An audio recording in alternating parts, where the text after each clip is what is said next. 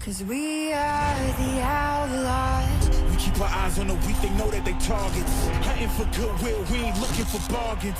Paredes to snap a 6-game losing streak against the Bombers. The 52, the kick is out! Got it! Paredes walks it off for Calgary! Touchdown, Alouettes! Who else? Tyson Philpott, his 4th touchdown of the season already. You know, I just love this team. We just find ways to win games, and we got a good wave we're riding right now. We got to keep the momentum going.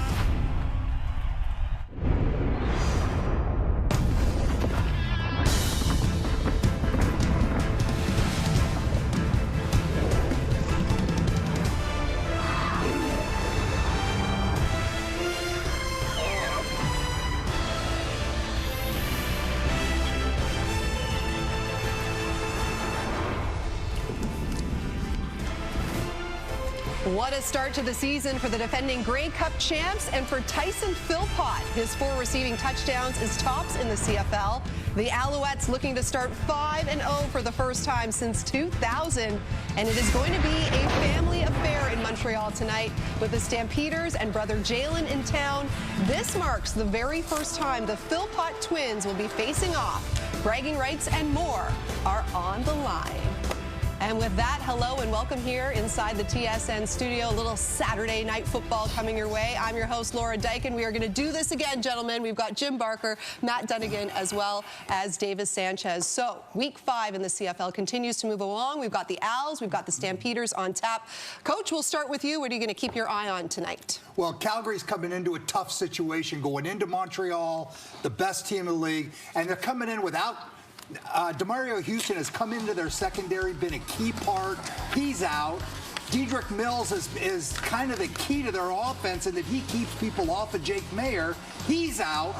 And a game-time decision is the best offensive center in the league, Sean McEwen. Game-time decision. So they're coming in a beat-up football team to play what's arguably the best football team in the league right now. And I think a large part of that best football team in the league right now is Noel Thorpe and his defense and what he does to quarterbacks and offenses around the league. He mixes it up, and he makes the quarterback hold on to the football. That guy right there, Sankey, was a beautiful fit last year, midway through the season, getting the job done in the middle and shutting offenses down. So, really, I'm watching if they can get to Jake Mayer. Yeah, they're going to have to make, Montreal's going to have to make some big plays on offense, whether it's, special teams, kick returns, or on the outsiders. There's guys that got to make special plays.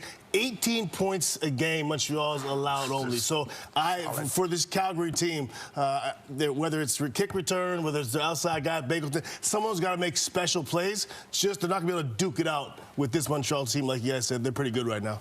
Well, we saw yesterday in Winnipeg it was country night. Tonight in Montreal it is superhero night. Do you guys have your capes ready? Yeah. Ready?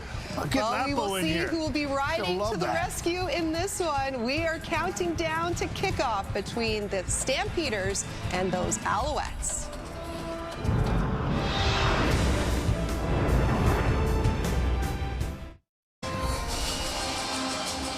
Thanks so much, Laura, and welcome to Montreal, everyone. On a steamy night, it is the scrappy Stampeders trying to come in and ruin the party for the Montreal Alouettes as they've had an unbelievable start to the year. Marshall Ferguson, Dwayne Ford, Kenzie Lalonde, of course, down at field level 4 throughout the evening. And tonight, we're going to be saying the name Philpott a lot. Jalen on the Calgary side trying to live up to his brother Tyson.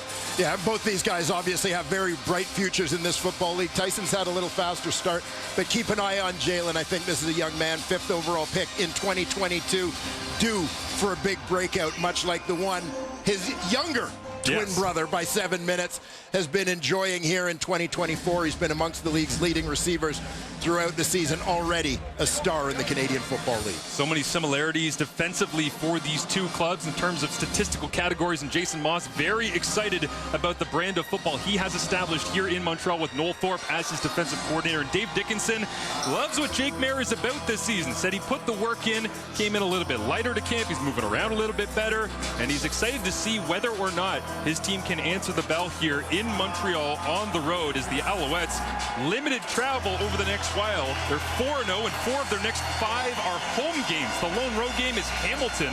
They don't leave the Eastern time zone until August 16th. So if you're an Alouettes fan, you live in and around, lots of home football to be played as Jose Maltos, the Global, has it on the tee. David Cote out this evening, and we are underway Saturday night from Percival Molson Stadium as it will be Peyton Logan in at running back and as a kick returner for the Stampeders, and bouncing off initial contact out around the 30 as we do welcome out Jake Mayer, who talked a lot with us this week about how he's feeling just better in this offense, Wayne.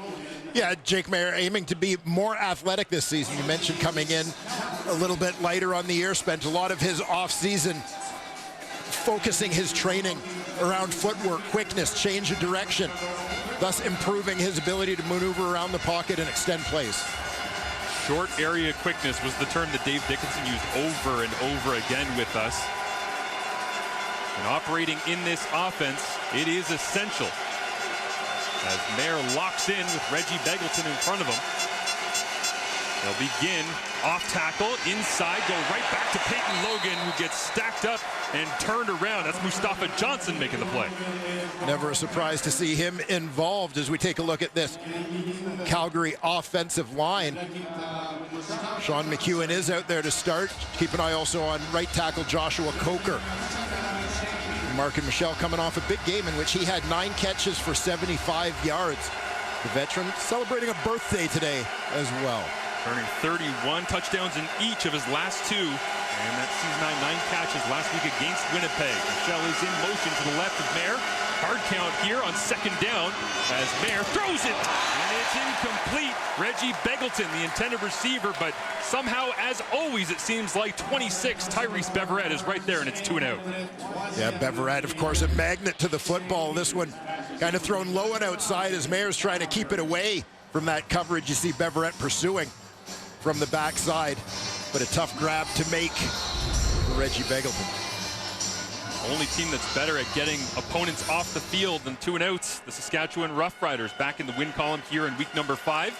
And Montreal begins, as they use so many times, with a quick defensive stop. Cody Grace sends this one away. It'll drop down. James Letcher Jr., the returner for the Alouettes, and a big hit in the open field. Is that Keelan Thomas, the Okanagan Sun, who made the play, as Cody Fajardo comes out for the first time here in week 5. Yeah, and great for Calgary to have Keelan Thomas back in their lineup. They missed his effort on special teams. So you see Cody Fajardo remaining undefeated this season. Terrific numbers to start things off for the Alouette QB. Fajardo's completion percentage currently at 75.4%, highest in Alouettes history. It's been the key to opening everything up for him, including a lot of deep shots. We didn't see much of that last week against the Toronto Argonauts, but it was still a win. 30-20 for these Owls as they begin 4-0 on the season. Happy to be back here at home, and they begin with a run as well. Right down the hatches, it's Walter Fletcher.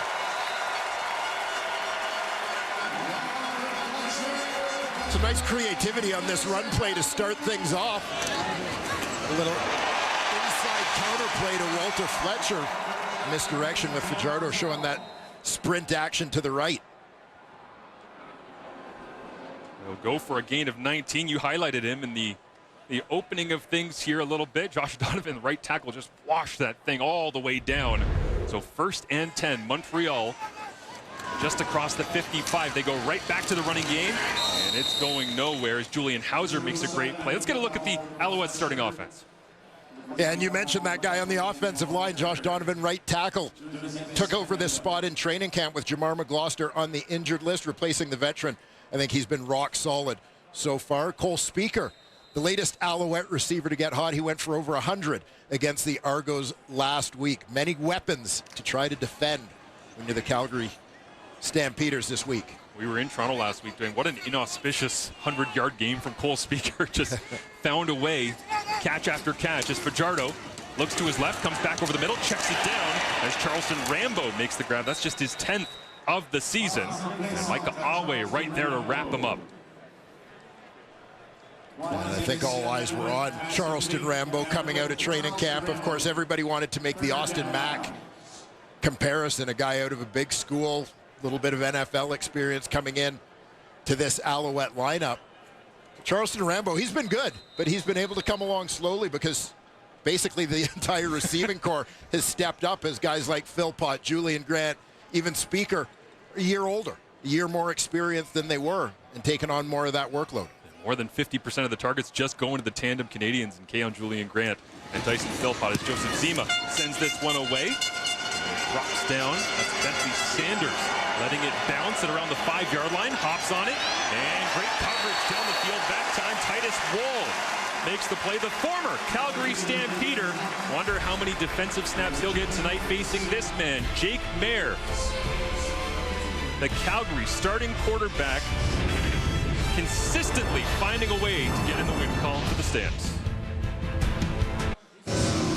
22-19, the final last week, the Calgary Stampeders, and Jake Mayer getting the victory over Winnipeg as he was, again, pretty consistently being able to just pick his way through that Bombers defense. Yeah, and this is a big thing, I think, for Jake Mayer, is there have been these flashes of brilliance for him at times in his career, and then some low points. It's a matter of finding that level of consistency, and I think Jake Mayer has been pretty good in that regard through the first 3 games of 2024. 11th on the all-time Stamps passing list. Next up, his coach, Dave Dickinson, about 2 or 3 games away. We'll see what he can do here early on first quarter. We'll play action, flips this one out. That's Brooks making the grab, crossing the 20-yard line. And a nice chunk on first down this time for Brooks, who's been lightly used, but pitch and catch right there. Yeah, and you'll have to imagine a little bit of this play action, an extension of the run game as you see with these short passes. Probably going to be a big part of Calgary's game plan tonight. You heard Coach Jim Barker mention in the pregame, Dedrick Mills out of this lineup. Obviously critical to so many elements of what Calgary does offensively, both running the ball and in terms of his pass protection. Goes for 14 yards, so fresh set here. Mayer over the middle, Marc-Antoine Dequoy drove on it, and now they whistle it down. That was Mark and Michelle. Little in-breaking route into traffic, and nobody covers more ground from free safety than Marc-Antoine Dequoy. He got there in time. Yeah, keep an eye right at the very top of your screen. Marc-Antoine Dequoy coming up with the big hit, such a presence. I would say in the middle of the field as he was in this instance, but you're bang on, Marshall. His range is absolutely remarkable. Usually the fastest guy on the field. This is a free safety who plays sideline to sideline. You're playing against Montreal. It feels like you got to throw that in-breaking route like 2 seconds earlier because Dequoy is going to be there no matter what. As Mayer now steps forward on 2nd and 10, slings it out near the sideline, and the Montreal bench explodes in celebration. Najee Murray, great play. Not Najee Murray, the senior member, at least in terms of time with the Alouettes, of their defense, a guy who missed that Grey Cup run last season due to injury, but product of Steubenville High School in Ohio, coming up big here to start the new season. Quick snap this time for the Stampeders specialist unit. As Grace sends it down to Letcher, got popped by Keelan Thomas, catches it back at his own 30, goes to the wide side of the field, gets a block, gets the edge, has another block out in front, cuts it back, and wrapped up at the 45-yard line of the Calgary Stampeders, starting in their opponent's end. This man, Cody Fajardo, and the offense have done a wonderful job getting in the end zone. 9 opportunities starting at opponent's ends, 5 touchdowns. We'll see if they can add to it when we return.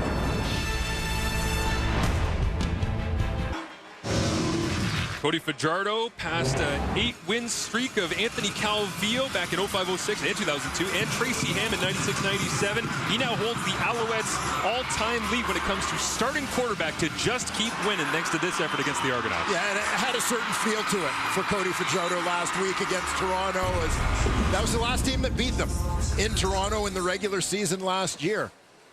Alouettes have not lost since. They, of course, avenged that loss with a big win in Toronto in the East Final last year. Gerardo in the offensive mention, great at taking advantage of these good field position opportunities. They catch a strike right here out near the sideline. Rambo makes another grab as it is another opportunity here for Charleston Rambo to get into the rhythm of things in a simple little sideline comeback. Yeah, may have actually had the first down when he caught this football, but gave it back trying to pick up some extra yards. There you see him catching the ball right around the marker. Pushed back on the play by Tyler Richardson, who's in at that corner for the injured Demario Houston. Caleb Evans in at quarterback here. Short yardage package on 2nd and 1. And he'll drive the legs and pick up the first down. Let's take a look at the Calgary Stampeders starting defense. Yeah, we'll keep an eye on Big Josiah Coatney. Made an impact in his first game, that defensive tackle spot, adding a little bit of beef to that lineup. Cameron Judge continuing to be one of the league's most productive defenders from his weak side linebacker position. As mentioned, Tyler Richardson out of Tiffin University is in at the corner. Demario Houston going on the injured list. And yet to see Cam Judge make a tackle. When he does, it'll be his 300th of his CFL career. As Fajardo deep drop pressure on from Mike Rose. He spins away as a flag comes out. And Fajardo uses the legs to get near the first down marker. He'll clear up the laundry here, but nice escapability that time from Fajardo. Yeah, the reverse spin out here for Cody Fajardo.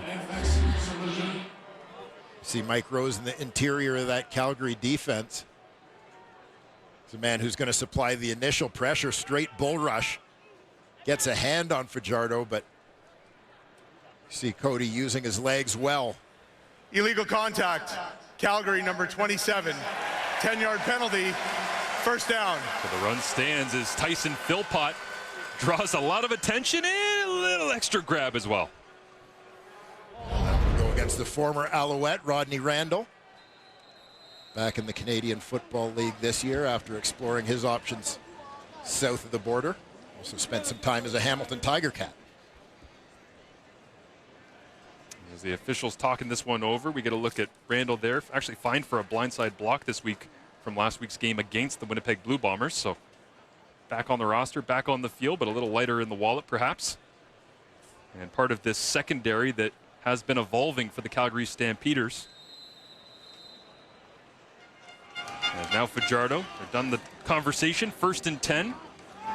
Just on the edge of the red zone. Blitz look coming from the Stamps. Fajardo throws right into it. Rambo makes the grab and bouncing off tacklers inside the 10-yard line.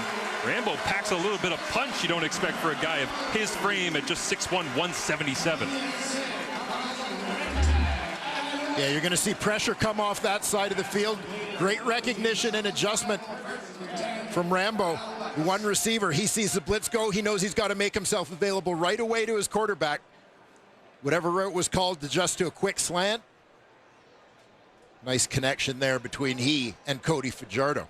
And Bentley Sanders, you'll see number 40 coming in that actually laid the greatest amount of contact that time on Rambo is down, and that's significant because on the last special teams play, we actually saw Malcolm Thompson, the undrafted Wilfrid Laurier grad, go off the field slowly. So mention that back end for the Stampeders, and it looks like they're going to have to do some more juggling here as Sanders is down. So we will step away while they take a look at Bentley Sanders and make sure that he is no worse for wear.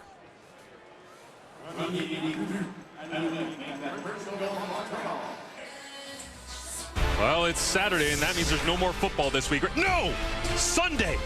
Sunday football continues tomorrow. The Lions go head-to-head against the Ticats. Tune in 7 Eastern, 4 Pacific, only on TSN, as the top 2 teams in the CFL in net offense will go at it in the hammer. And the Tiger Cats certainly hoping to try and follow Winnipeg's lead and get into the win column, as Cody Fajardo would love to get into the end zone here like Hamilton and DC have done so many times this year. Again, play fake, flips it out. Tyson Philpott's got the corner, diving for the end zone, and they'll mark him out. And Tyson wanted that one badly, as he and brother Jalen on the field against each other for the first time here tonight. Yeah, and watch all the motion going left to right on your screen. They're going to kind of set up a convoy out there, try and create a lane for Tyson Philpott. Cole Speaker getting out in front to block for him on what is basically a variation of a screen pass. So Fajardo will stand in the gun now. Max protection, blitz is on, gets it away. Wide open, KO, Julian Grant, touchdown Alouettes. season, finally, after Philpott gets in the end zone so many times, his Canadian counterpart joins the party.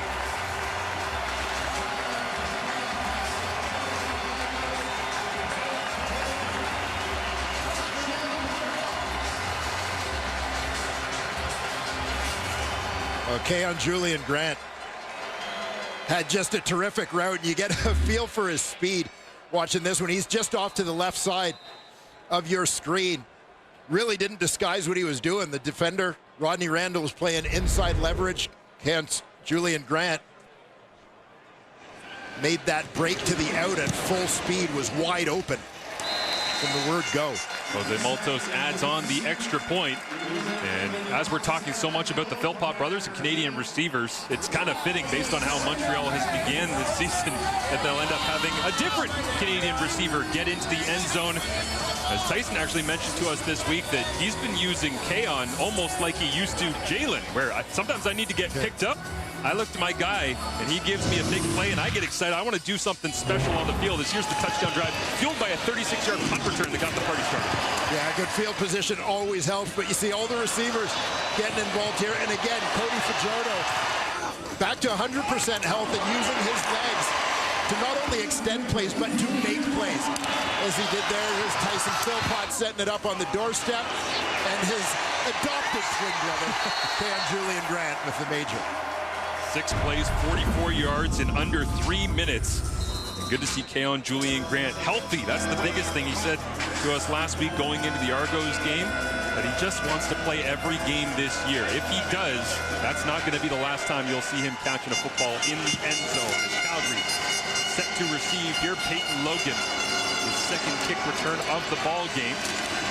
Already out across the 35, 40, spins back into traffic as Tyrese Beverett is going to add on to his special teams tally alongside Jose Maltos as Jake Mayer comes back out in 23 verse 24, and it's feeling a lot different right now for number 12. Yeah, and this is great to see for Jake Mayer and the Calgary Stampeders.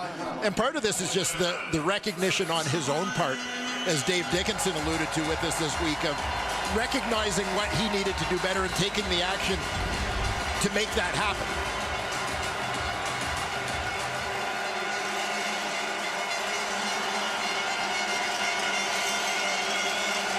With motion around him and a former teammate in Isaac Adeyemi Berglund staring him down, hands it off. And bouncing in between the tackles, that's BJ Emmons. As we see the Alouettes starting defense with a few ex-Stampeders sprinkled in. Yeah, and we'll expect to see a little bit more of Avery Ellis tonight. Sean Lemon suspended this week by the Canadian Football League. We'll talk a little bit more about that. Darnell Sankey, of course, looked at to provide leadership, former Stampeder in the middle of this defense. Deontay Ruffin, again, another former Stampeder, doing a terrific job at that boundary half spot. So Wesley Sutton has yet to play this season, but the Alouettes haven't missed a beat with the depth they've accumulated. There, pulls it out of the running back's stomach, flips it out, and it is a big hit right there at the original line of, it's about 4 or 5 yards up, but Reggie Begelton got knocked sideways real quick that time, as Begelton does extend his game catch streak from 55 to 56. Last game without a catch was September 28th, 2018, but man, he paid the price on that one. Well, he sure did. Darnell Sankey flowing to the football on that one, plays the role of hammer to Begelton's nail.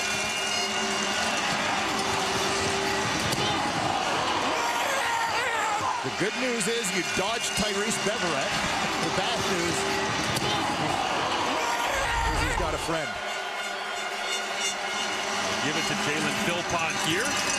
Trying to design something to get Jalen involved in the flow and rhythm of this game as he's up around the 50-yard line. And it'll be a gain of about 4.5, 5 yards. And Jalen Philpott has been regularly involved in the Stampeders run game. Get 1 or 2 carries per game for him. You see them try to, again, find different ways to attack this Montreal defense, keep them honest, defending every gap, coming at them with different potential ball carriers, as you see twin brother Tyson on the Owls bench. There with 4 receivers to his left, hands it off, trying to go right down that right hash, but being stopped shy of the first down marker. The running game trying to get churning here, and it's Peyton Logan again getting another touch. Also got to say, one of the more entertaining things so far is the former Stampeder Isaac Adeyemi Berglund, defensive end now for the Alouettes, signing in free agency. Noel Thorpe just gave him a role, it looks like tonight, Dwayne, of just wandering around and trying to cause havoc. Yeah. This is part of Noel Thorpe's middle of the night scrawlings on his notepad that he talked to us about a little bit this week. Sometimes you get an idea, you want to put it on paper before you lose it. Stampeders with Tommy Stevens in at quarterback. They're 6 of 6. Now 7 of 7 in third and short, and Stevens opens up the wheels. We've seen this before from Tommy. He finally gets pushed out of bounds, but you don't expect the wheels to churn like that on the diesel. But Tommy Stevens, a huge run down the left side. There's just nobody home. Well, you're looking at this play going, it's 3rd and 1. Just get the first down. Just get the first down. Oh, go! You know what, Tommy? Keep running. Yeah, I mean, great feel by Tommy Stevens, right? A lot of guys here would have panicked, may have felt that they just need to dip the shoulder and fall forward and get that first down. He saw an opportunity to turn it into something much bigger and put his team in position to score. Great heads-up play from the backup quarterback. 39 yards, takes it all the way down to the 7. Mayer back into the ball game. 4 receivers to his right. Mayer shifts right, back to left, now leads it over the middle. And a big hit, could see that one getting lined up the whole way by Darnell Sankey looking to punish. And it's incomplete. Darnell Sankey playing against a lot of former teammates over there on the Calgary side, but no doubt where his allegiance lies the way he's laying the lumber today. Yeah, I think that's one where Peyton Logan says in film, just put it on me when we're down there, okay? Yeah. And I think that's what Dave Dickinson's probably saying too. Maybe upset about the shot by Sankey, but regardless, no harm, no foul. 2nd and goal. There, inside handoff, Peyton Logan driving down inside the 5, and he'll be stopped shy. And now it creates 3rd and goal, and Tommy Stevens is already 5 yards off the sideline, ready to go. Yeah, very nearly a touchdown here for Peyton Logan. Just tripped up. I think it was Beverett that got into his legs a little bit there, but forward momentum carried him into the end zone. Dickinson tops it over with Jake Mayer. Tommy Stevens is in the ball game. Dylan Wynn, Mustafa Johnson, Derek Wigan, another former Stampeder, all dig in on the defensive line. 3rd and goal from the 1.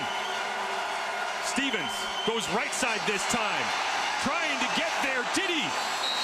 Touchdown, Stamps. It was not easy. Took all 3 downs with goal to go, but Stevens gets the spike, and Calgary's on the board. Yeah, Tommy Stevens manages to keep his feet. Big body, keeps driving. A little bit of a push from a few of his offensive linemen to help him get there on that 2nd effort. The Stampeders punch it in and now look to even the score with the extra point. Stevens, such a good job that time. 2nd, 3rd, 4th effort. Marc-Antoine Dequoy, anytime he gets involved in the running game, he's pretty good at dragging people backwards. The problem is, Tommy Stevens is 6'5", 241. It's not your average backup quarterback that's pushing his way through. As 8 plays, 65 yards in under 5 minutes time. And the response from the Calgary Stampeders, as expected. Tommy Stevens winds it up and punishes the Wilson. Noel Thorpe frustrated as it's 7-7 early on. Stamps and out.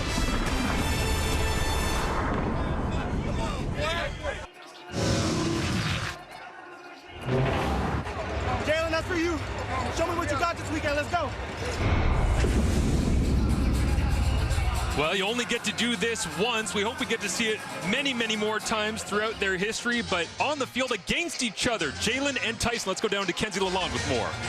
Yeah, Marshall, these two have been inseparable, especially when you go back to the University of Calgary days where they would watch film together, they would cook together, they would eat together. They even shared a car. Jalen joked and used to call Tyson his Uber driver because Tyson had his license first, but now Jalen's the one with the car in Calgary, so Tyson needs to rely on him. But they've been even more competitive with one another, going back to minor football at Delta BC. One year, one would win MVP, the other would win wide receiver all-star. Now you look at the CFL and where they are, it's very much Tyson with the upper hand. A championship-winning catch, Grey Cup wing, and so this leaves Jalen to be extra motivated to one-up his twin brother this season. Yeah, thank you, Kenzie. They are highly motivated tonight as James Letcher Jr. returns this one across the 30, and there's flags down in behind the play. Really physical special teams game here early on, but there's no doubt that the heartstrings are being tugged in multiple directions with, I don't know, 10, 15 family members. Montreal number 9. In attendance. 10-yard penalty. Pauline there. First down. He decided to go with the Stampeders jersey Alouettes hat, or his dad went for the more traditional, I love my kids jersey split. Split it right down the middle. And of course, you look at the cap, the initials, big C for Corey. Dad is former CFL star, running back with the BC Lions. J for Jalen, T for Tyson. It's a pretty good trio. Not bad bloodlines right there. How did Colleen make the decision? Could it have been an Owls jersey, a Stamps hat? Was it, what was? How do you make that choice? I don't know the process. There is no wrong answer when you're picking between these two, which was actually something we talked about with Dave Dickinson of what was the differentiator when you were drafting? Like, how close were you in Calgary to actually taking Tyson instead of Jalen? He said, I don't know, man. Jalen had a couple more injuries, so we took Jalen. Yeah. Fajardo and the Alouettes offense with Tyson Philpott on the field.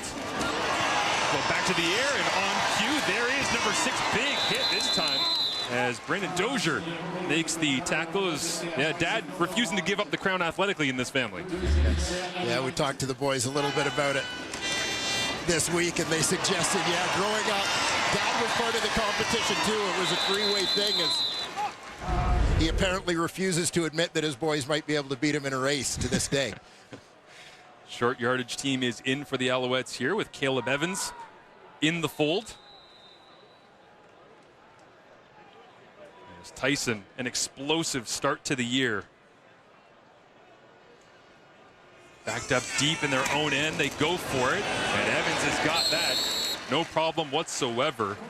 But the Montreal record for receiving yardage in a season, Hal Patterson in 1956 had 1,900.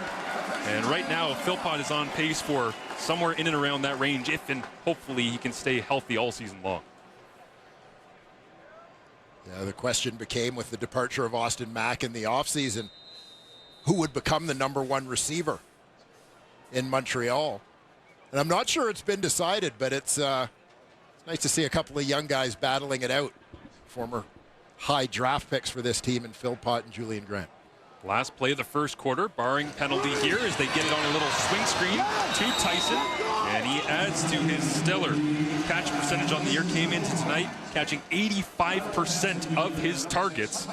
Most intriguing thing to me, the brothers talked about copying each other. Tyson saying, I watch how Jalen runs his routes. How'd he get open? How do I use it? Well, these two teams are acting like twins right now as well. Back and forth, 7-7 as we continue into the second quarter in Montreal.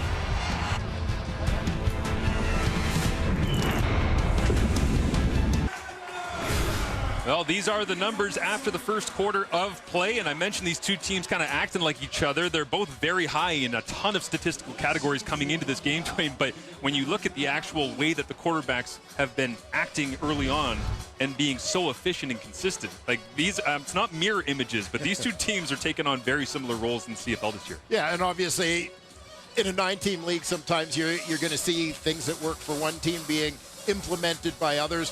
Montreal's success, not to suggest that it wasn't the way that Calgary was going to play with Jake Mayer at quarterback, but you're going to see a lot of similarities throughout various teams in the league with that quick passing game this season. Completion percentage at crazy rates across the CFL as a whole. Quarterback efficiency numbers as well. But a lot of short passing happening around the Canadian Football League, almost 2/3 coming under 9 yards. We saw that in the Argos Owls game last Friday in Toronto. There was not a pass beyond 7 yards depth in the first half of that game. As Fajardo looks to his left, rips this one, and Tyson's just getting all the targets at this point. In-breaking round, fumble, it's on the ground, and Calgary is on top of it. Trey Roberson lands on the football, and the rare Alouettes turnover. You had a sense as Tyson Philpott caught this football that he was kind of heading right into the teeth of the monster. Right here, the heart of that Calgary Stampeder defense where pursuit was coming from. Looked like Julian Hauser, the defensive end, running to the football as you always coach your D-line to do. Coming up with the big hit to jar that one free. And now the Alouettes on the board in a category they didn't want to, which is fumbles lost. They were the only team coming into week 5 that had not lost a fumble yet. And it will be a great field position situation for Jake Mayer and the Stampeders offense. They've had 6 opportunities starting on their opponent's side of midfield. 0 touchdowns. See if they can change that here. Is faking it to BJ Emmons, flipping it out underneath. Markin Michel is wrapped up by Isaac Adeyemi-Berglund. You mentioned it as we see the short passing game once again, Marshall, some of the numbers, and one of the things that stood out to me as you look through the Calgary Stampeders statistics thus far, their team leaders in yards per catch this year, running backs Dedrick Mills and their fullback Lucas Robertson, who are both over 13, no one else even that high. They're stayed in here in short yardage, second and a full 2. They tried to go to the line quickly, but Montreal was not fooled whatsoever. And I think the desire for Calgary, when you think about the first quarter and how they scored their touchdown, I mean, that was the success of Tommy Stevens and the short yardage unit that you would think it would be automatic. Short yardage situation, you're going to bring them in. But they're trying to mix it up a little bit, keep Montreal off balance. That's taking a page from Noel Thorpe's own book. Yep. Right? Don't establish a pattern that they can predict what you're doing. And I think that's kind of what that short yardage attempt was about. Stevens and the Heavies dig in here once again. Leaning to the right-hand side. Had to work for it, but it looks like the spot will give him the first down yardage required as he peels himself off the top of the pile, and Stevens signals yes, as the officials will follow. And with that big run that he had to the outside, you can just imagine the impact that that has on the Montreal short yardage defense, where typically, intuitively, you're thinking short yardage, everyone's just squeezing down to protect inside gaps. Tommy Stevens is going to keep them honest with runs like that first one he had. 16 rushing touchdowns in Stevens' career. Peyton Logan back in the backfield here. A little token fake to him. Now check it down underneath, and another big hit. Dubois flying around down from his free safety spot, and I say he's playing free safety, but who's actually playing any position in this Alouettes defense? Yeah, always tough to say, and as you notice, Montreal goes with a 3-man front, 3-man rush here, so you've got 9 guys in coverage. We're basically saying, you know, yeah, go ahead, throw the ball. You're not going to have anywhere to go. Great response from Noel Thorpe to your question this week, Dwayne, about the creative process. He said, well, everyone thinks that Tyrese Beverett's a weak side line. He's not. I don't know where anybody's actually playing. We'll see where they line up here as Mayer gets it out quickly. It's complete to Reggie Beggleton across the 20. And Reggie dives down to about the 13-yard line. As Beggleton, simple little pitch and catch, but earning it after making the grab. Yeah, and Calgary is going to go quads to the field side. Reggie Beggleton, the inside man. The other 3 guys just setting up to block for him on the screen. They do a nice job of it, allowing number 84 to pick up the first down. The Alouettes facing something that they haven't much at all throughout this season. Trailing in a football game. They just haven't had to go through much of it this year. 5 minutes total in this season. They've been behind. Can Calgary put them in that spot now? It's a completion of Peyton Logan, but once again, the rallying Alouettes defense with Tyrese Beverett there to pull him back.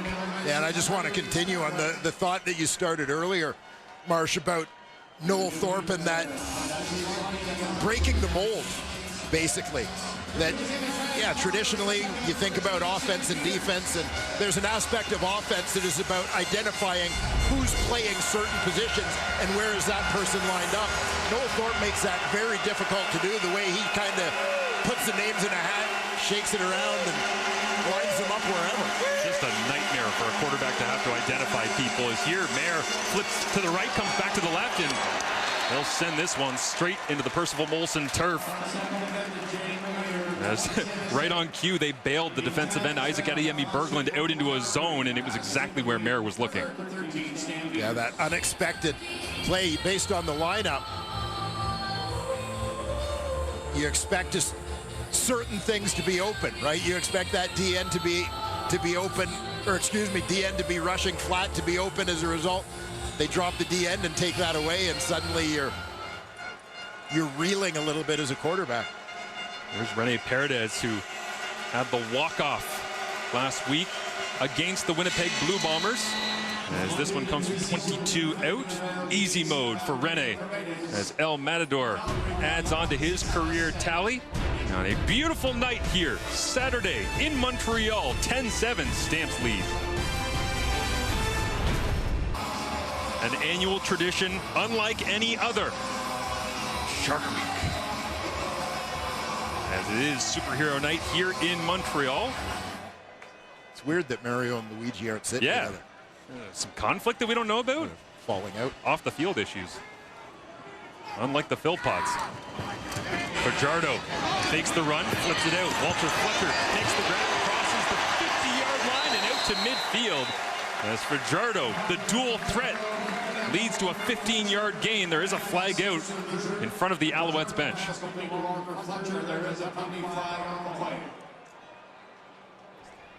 Illegal contact, Calgary.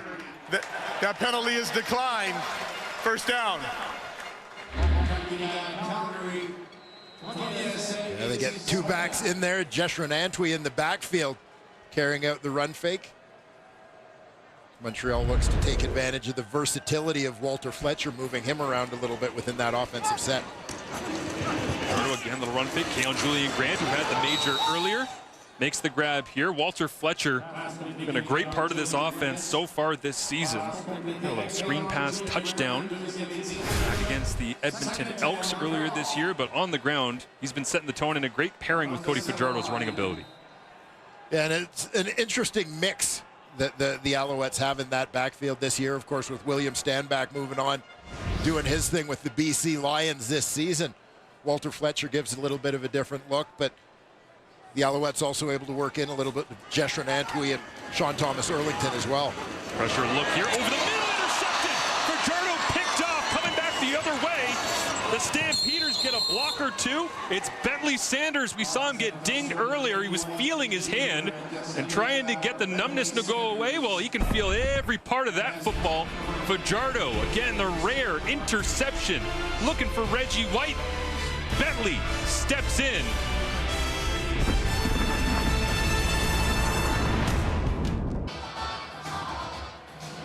Bentley Sanders, the safety, the man of the moment. He's playing deep on this one. You're going to see the number 3 receivers basically running a little in route in front of him. Keep your eyes on the safety, because this is just a great read and break to the football. Doesn't start dropping because he doesn't feel threatened. He's just hanging in, sees that ball coming, and steps underneath to take it away from the receiver. Fajardo 10 of 10. Before that throw goes his 3rd interception of the season as Mayer takes to the right, turns back to the left, gets into the hands of Brooks, turning back around the 45-yard line as a flag does come out. Teams with more turnovers this season are 3 and 10, and now the Alouettes on home field, they are down 2-0 in the turnover department. Holding, Calgary number 80, 10-yard penalty, repeat first down. Mark Michelle gets the call that time, trying to block on the edge for Brooks. And Mark Michelle lining up in the slot. Again, going quads to that field side, setting up a different version of the screen this time. Just hanging on a little bit too long as Brooks went to the sidelines. This man got on his outside shoulder. There with a full running Dylan Wynn into the line of scrimmage. Flips it out. It is complete to Mark Michelle. really working the edges right now, the Calgary Stampeders, just trying to get it anywhere away from Darnell Sankey and Tyrese Beverette. Well, we've seen that look you mentioned a couple of times on this series already, with Dylan Wynn kind of starting a yard or so off the ball, picking one side or the other, and just hitting the line running. Big old battering ram working that offensive line. Not hard to recruit him to come play for Noel Thorpe and the Montreal Alouettes. Mutual appreciation of that type of physical football as Jake Mayer hits the back of his drop, flips it out. It is complete. B.J. Emmons puts his shoulder down into Marc-Antoine Dequoy. And big collision that time as Emmons has a word. On second and long, a huge chunk of it back. And I love Emmons' approach as the ball carrier on this one. You don't have to just take the hit. You can give a little punishment, too. Good collision there between a couple of tough football players.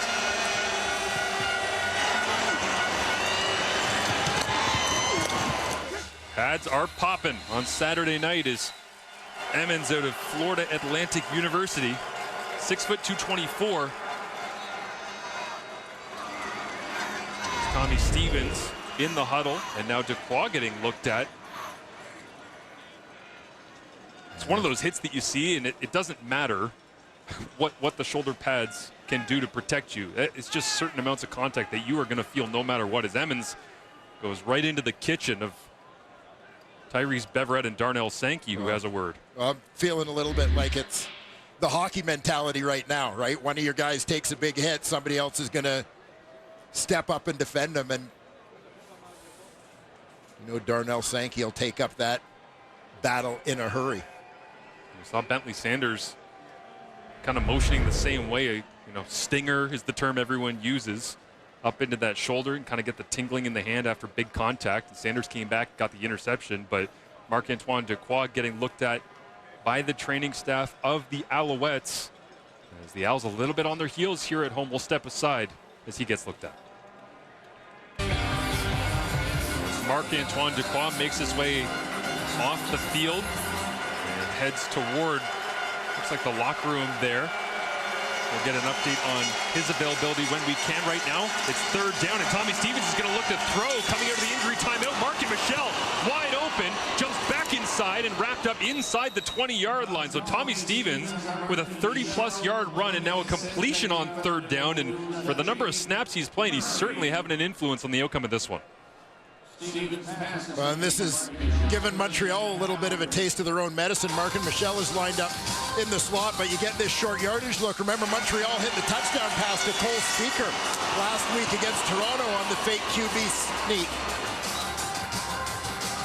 with Caleb Evans putting the ball up top. This time Tommy Stevens gets a chance to work the arm a little bit. Gain of 24, Jake Mayer back in as they go back to the Jalen Philpott running attack. Mustafa Johnson, great tackle that time, chasing down the inside run from Philpott. It's interesting how creatively they use him. We talk so much about this Montreal defense, but Philpott in the running game, not something you'd necessarily expect, but he runs it hard. Yeah, and this has always been a part of his game, and going back to their time at the University of Calgary, obviously you were going to get the ball in the hands of Jalen and Tyson Philpott any way you could. But even growing up there, a lot of times Jalen was playing some running back as well as receiver. 2nd and 3, Mayer gets it into his hands to Michel quickly. One-on-one with Najee Murray, trying to beat him to the corner as he gets popped out of bounds that time by Bryce Cosby. Got a lot of compliments from Noel Thorpe in our conversation this week as Michel looks like he's just going to be shy, and out comes Tommy Stevens once again.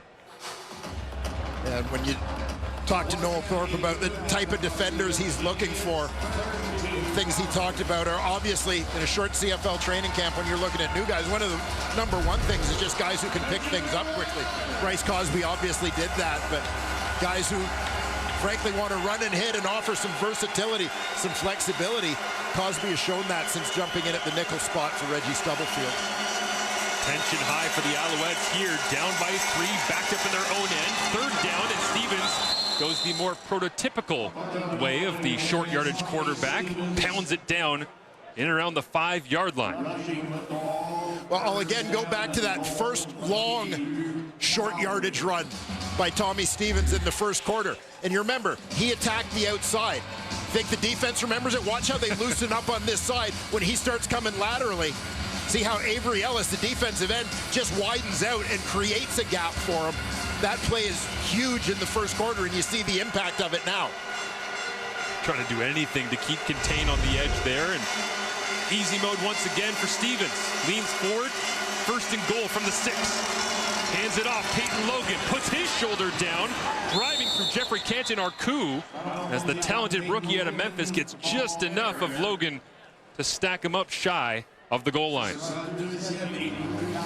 Mark and Michelle, a guy who's best known for his receiving skills, a guy who's the Stamps leader with 9 catches last week, but he's going to do whatever you ask him to do to make things work in this offense. Veteran guy this time. Big collision there as he's being asked to come and block and seal off the backside in the run game. Good pop there on his former teammate Titus Wall, getting some snaps with Marc-Antoine Dequoy down. There stays in here on 2nd and goal for the 2. Snap handoff, lunging to the end zone, but again, BJ Emmons can't get there. And now it's the longest walk possible in the Canadian Football League, all the way to try and figure it out on the bench. What are we going to do? And there's also an injured Alouette down, but Mayer was making his way all the way back to the coaches to sort out what is the play call here on 3rd and goal, with a chance to try and break the unbeaten streak of the Montreal Alouettes. We'll see if Calgary can do it when we return. A couple of uncharacteristic miscues from the Alouettes and the Stamps on. What's wrong, Paul? What's wrong? You didn't even get me in the shot. No, you're in the shot. There he is. There he is. Relax, Paul. Relax. Don't just play ball. Hey, come on, Paul. Let's see if the Stamps can get another for touch. 10 years. Classic Lapo. So Jake Mayer did the long walk over to the coaching staff, and it turns out he stayed. Tommy Stevens back in the ballgame. 3rd and goal from the Montreal 1. Stevens rolls to his right, decides to head north-south, and pounds it in. And Tommy Stevens' fingerprints are all over this football game. And this is a good run, good decision by Tommy Stevens. Once you get out on the perimeter, as you mentioned, Tommy Stevens, bit of a monster at about 245. Out on the perimeter, he's up against DBs, smaller bodies. He gets a good matchup where he recognizes, I've got the momentum, drop my shoulder, 95% chance of getting across that goal line.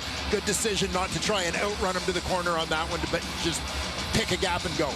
We don't say this much in any matchup, but just because of the size of Tommy Stevens, Darnell Sankey's got to be getting tired of trying to chase down the 3rd-string listed quarterback of the Calgary Stampeders. As Rennie Paredes, with pressure up the middle, Mustafa Johnson got it, blocks it, and now it looks like that is going all the way back the other direction. Is that Kabian Ento? It is, with Nafis Leon and 2 points.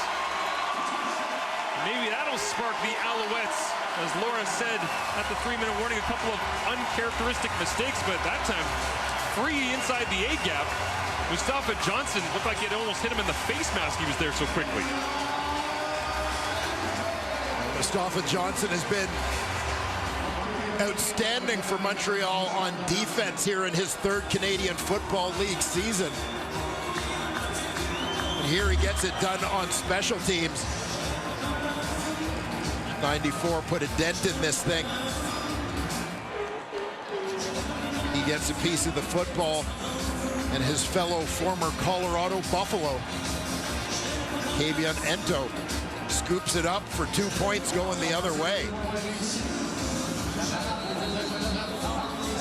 2 sacks on the season for Mustafa Johnson, and add that one on. The only team to have blocked a kick so far this season was the Calgary Stampeders. They've done it twice.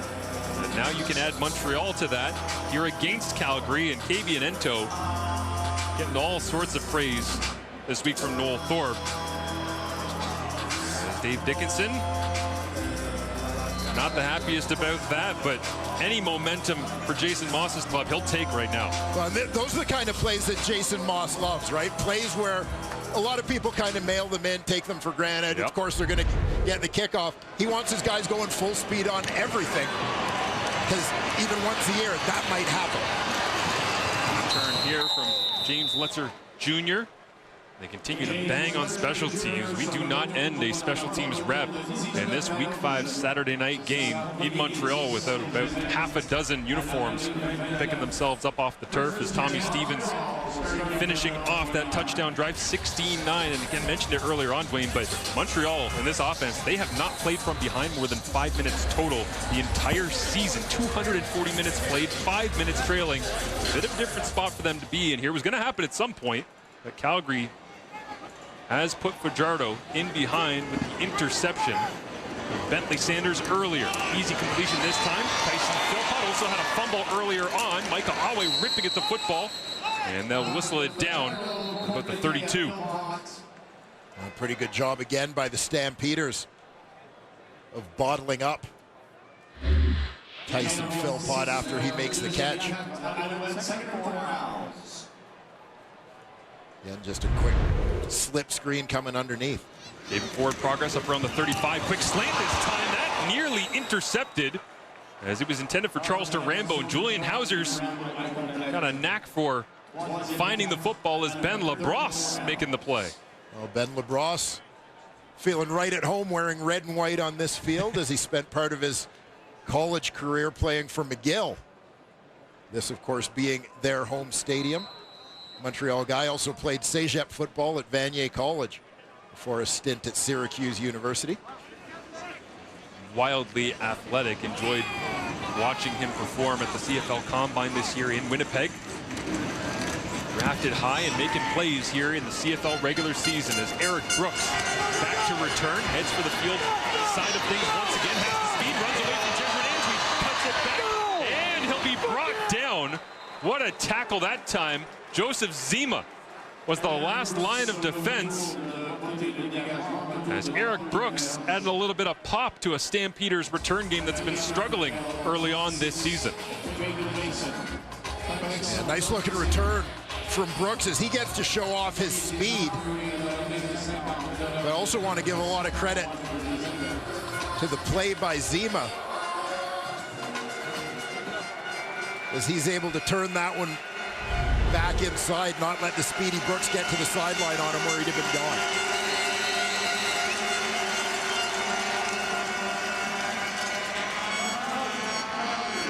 Calgary needs to take a timeout here. Dave Dickinson not happy about it as Jake Mayer and the offense will regroup. A lot of credit to Dave Dickinson and the Calgary Stampeders offense in this ball game as we found ourselves talking a lot about their backup quarterback, Tommy Stevens. Yeah. And, you know, to me, this is about game plan, but also understanding your roster, understanding all of the assets that you have on your roster, not getting locked into, well, Jake Mayer's our quarterback. Jake Mayer has to be the guy throwing the ball or has to be the guy on the field. Tommy Stevens brings some unique things that can be difficult for defenses to defend, and we've seen that here in the first half. Yeah, and it requires no ego from Jake Mayer. That's not an issue. He just wants to win football games. He'll flip it out. Complete. Peyton Logan gets the corner and gets pushed out of bounds near the Montreal bench that time. Tyrese Beverett, as always, right there to make the play. Again, look with the two American backs in the ball game. Peyton Logan and B.J. Emmons in for that one. Little misdirection. Run look to Emmons before dumping that one off to Peyton Logan in the flat. Two teams have split their last 16 matchups since 2014. Back and forth battle here in the first half. As Logan takes the rock this time, fires the Pistons, off to the races, and he'll get pushed out of bounds. Najee Murray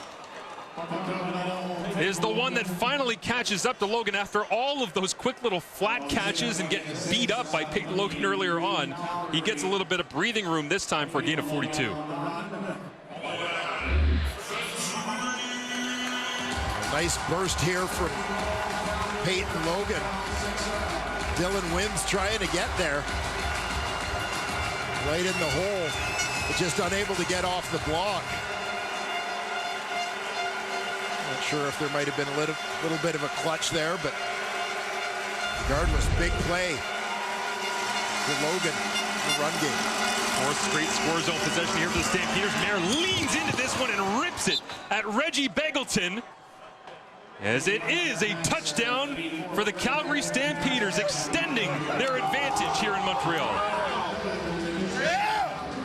Well, the always reliable Reggie Begelton lines up in the slot. He's just going to make the quick bend out on this one to the sideline. Again, the corner piece line backed off. Just makes that break in front of him. Easy bit of pitch and catch between he and Jake Mayer. Always loved the body language of a quarterback who's had his backup, his third stringer, getting touchdowns here and short yardage there, and he just leaned into that throw and ripped it. It exploded out of the hand of Jake Mayer, and perfectly on point for Reggie Begelton, as nothing prettier than a well-thrown and caught football on a Saturday night in Montreal with the sun setting. And here you'll have a look at Jake Mayer and just the confidence that you alluded to in the way that he delivers that strike for the touchdown. Nice help in the blitz pickup there from Emmons, who's demonstrated tonight that he doesn't mind a little bit of physical play. Great shot by our CFL and TSN crew here right down the line, as Mayer and Begelton celebrate, as Begelton really has become the consistency in this offense that Jake Mayer kind of feels like needed in order to get established as the Stampeders starting quarterback. And now you see the number of consecutive games that Mayer has been starting for the Stamps. Longest active streak since Henry Burris started 69 straight games. It's the time of possession for two teams that are excellent at it. Calgary's advantage, 19 minutes to just 9 minutes. They have really controlled this first half. 23 big ones on the board as well, as a big open field hit on the block that time, as Letcher will finally get wrapped up and brought down, but more adventures on special teams. As Bailey Devine Scott, a global. This is a bit of a roller coaster ride for Devine Scott. Watch him coming down here. Takes one right in the mouth from the off returner, but watch what he does. Picks himself up off the ground, goes and makes the tackle. Sure, why not? I'm here, I might as well do it. Yeah, and it makes it hurt a little bit less for at least a second. But he's still in recovery mode over there. Can't blame him. Sean Thomas Erlington is as solid a human being as you will see in the CFL. As Reggie White makes the grab, leans across the 45-yard line, gain of 13. And inside the final 3 minutes here, Montreal will go quickly, down 23-9. And if that first down play is any indication, Cody Fajardo is just going to take what's given here by the Calgary defenses. They just don't want to give up a late one, sitting off a little bit on that play. Pressure off the edge, check down taken as Calon Julian Grant sat down and then goes yards after the catch, as always, with a big body Canadian receiver out of St. FX. Yeah, we've talked about this regularly with Calon Julian Grant. The yards after catch aren't just about making people miss. Sometimes it's about keeping people from being able to hang on, fighting through tackles. That is not a play that should result in that many yards. Full credit to Calon Julian Grant. This time they swing it out. It's complete. Walter Fletcher trying to get him in space. As a minimal gain up to the 50-yard line. 48 seconds remaining. And what can Montreal gather from this drive? Try and send some momentum into the second half, as Jason Moss is all over the radio and the play sheet on the sideline, trying to dial it up for Fajardo. Yeah, it'll be interesting to see. Obviously, time to take shots at the end zone here, but if they get into a situation where they're thinking field goal, they don't have David Cote. It's Jose Maltos, who I don't believe has the same range. Fajardo goes first to second read, comes back over the middle, complete. Tyson Philpott had his first career lost fumble earlier on in this game, but this goes for 10 yards and another first down. Fajardo buying a little bit of time on this play, as the Alouettes will stay in that no-huddle mode. Julian Grant and Tyson Philpott to the left of Fajardo. He goes right, dumps it down. Walter Fletcher, one-on-one with Cam Judge. Fletcher wins the battle, turns the corner, cuts back, down at the 10-yard line. And 14 seconds remaining. And what does Jason Moss have now as the one go-to call to get into the end zone? Yeah, you'll see Fletcher just leaking out on that one. Almost like a screen without the lead blockers, and he demonstrates that he doesn't need them. Fajardo pumps to the right, comes back left, check down, Cole Speaker, middle of the field. As the clock rolls, they do have those 2 timeouts in their back pocket. Second down. And do they have to send the kicking unit out?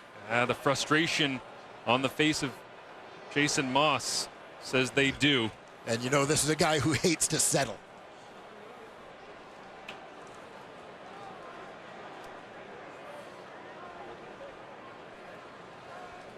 Playing the odds will be Jose Maltos in that kicking team.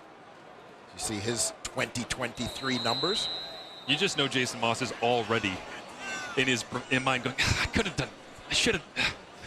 He's going through 15 different offensive plays trying to figure out what he could have dialed in there for Fajardo, but he will get some points out of this as Jose Maltos clears the outstretched arms of that front for the Calgary Stampeders, a Stamps team that has come on the road here. Jake Mayer said early in the week in practice that he wanted to see them answer the call, go into a hostile place, and realize it's just us, nobody else around us. Well, a little support from the birthday boy, Mark and Michelle.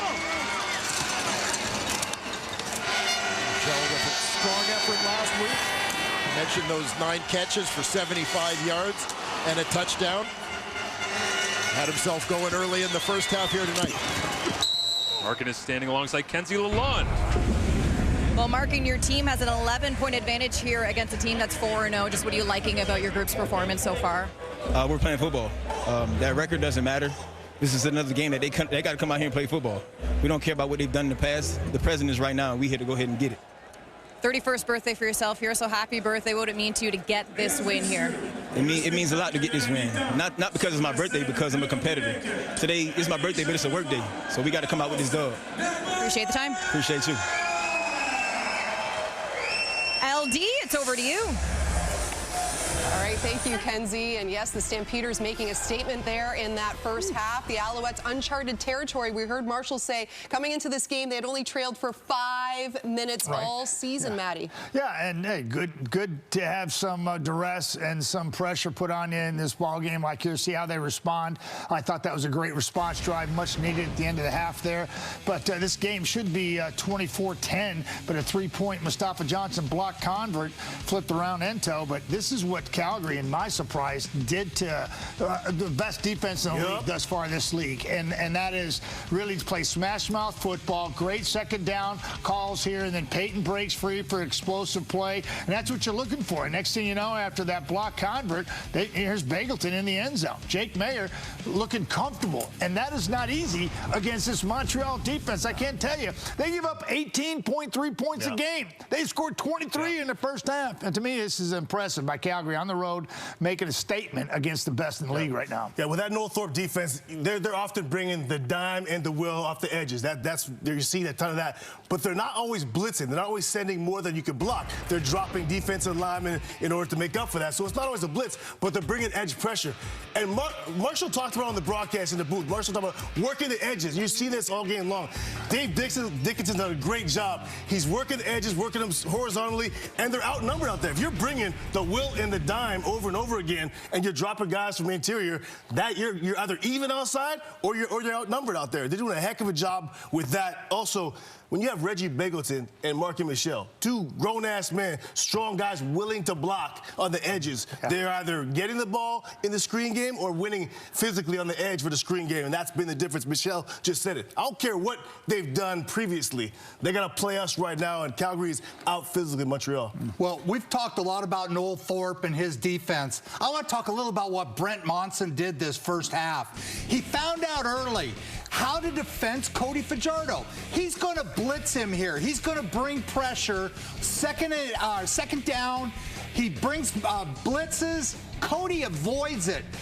When you blitz Cody Fajardo, he is a veteran. That's what he wants. Here, they're going to bring 8 defenders. They're going to rush 8, and Cody's going to be calm, throws a touchdown pass.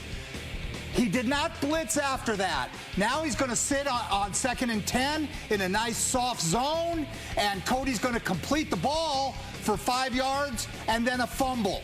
And they're going to recover the fumble to move on. And then here, same thing. They're going to rush 3 on this one and allow everybody else to sit back and force Cody to slip it into the zone. And again, they get another turnover. So I give Brent Monson a lot of credit. He never went back to blitzing after he got beat on those early 2. So it was I thought it was a great effort by him. Yeah, and a great match of the minds. All these coaches, OCs, D coordinators, just getting after it, and well-executed football on the field. It's been a great first half. Stamps not intimidated one bit as they are looking for their first win on the road this season. But we've seen with Montreal before, lots of football left to be played. We know which way it's gonna go. We know. We got greatness in our bones. Greatness. We'll find out when it's time to show. You said Secondary, we're legendary. Secondary, we're legendary.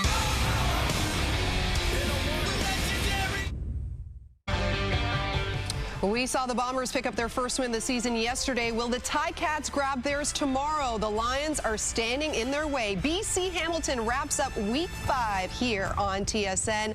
Time now for Coach's Playbook with Paul LaPolice. And Paul, it's going to be a cat fight in the Hammer tomorrow night.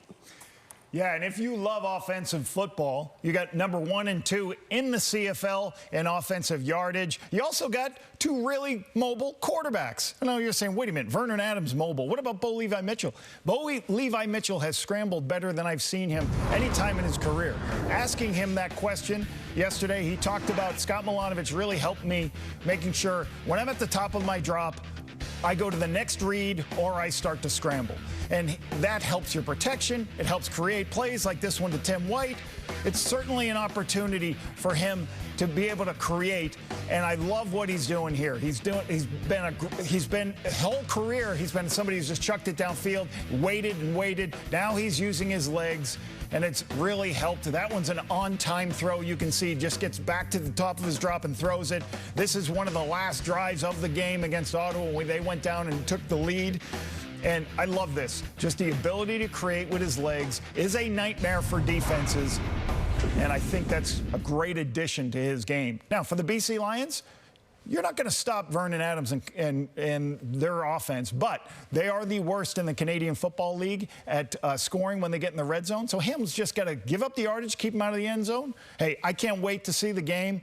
Sunday Night Football, right, in the summer. Laura, I'm on the sideline. Maddie's calling the game. Nothing better. Let's go. That is a beautiful combination. Yes, it could be a high-scoring affair tomorrow night in Hamilton, while Calgary's offense having its way so far with that stingy Montreal defense. The second half gets underway right after this.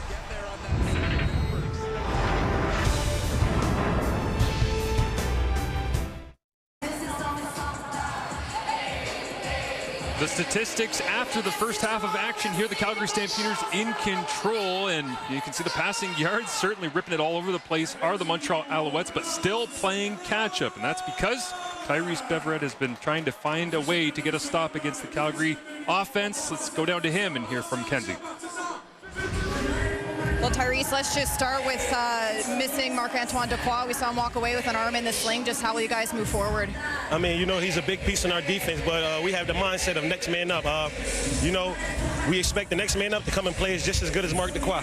For some of those conversations in the locker room in terms of adjustments coming into this second half? I mean, it's just the challenge we've been waiting for. I mean, and I have faith in my guys that we're going to answer the challenge. I mean, nobody never said it was going to be given to us, so we got to go out there and take it. Appreciate the time. Appreciate you. Calgary's last 4 drives, touchdown, field goal, touchdown, touchdown. There's not been a whole lot of that in the Montreal Alouettes defense through the first month of this CFL season. But Tommy Stevens playing into it, and a big chunk there from Peyton Logan, but they weren't done there. Yeah, just finding ways to get it done. You know, you think back to what Jim Barker had to say in the opening of this game, talking about Calgary missing some key parts. And the offensive side of the ball in particular. Dedrick Mills out of this game. We've seen Peyton Logan step up. We've seen Tommy Stevens chip in the running game, another guy who's seen as a backup. So it's a lot of guys stepping up to find different ways to make plays, and obviously a well-called game for Calgary as well, staying out of the teeth of the Montreal defense. Great to have you with us here. Start of the second half in week number 5 as Keelan Thomas makes another special teams tackle there. And there's a flag down in behind the play, but Cody Fajardo and the offense, really the biggest thing getting in their way has been themselves in a couple of turnovers. Yeah, Calgary doing a good job holding on to the football. You saw the time of possession almost doubling Montreal up, but turnovers playing a factor in that. You see Bentley Sanders with the interception earlier, was Trey Roberson with the fumble recovery after Tyson Philpott lost grip on that one.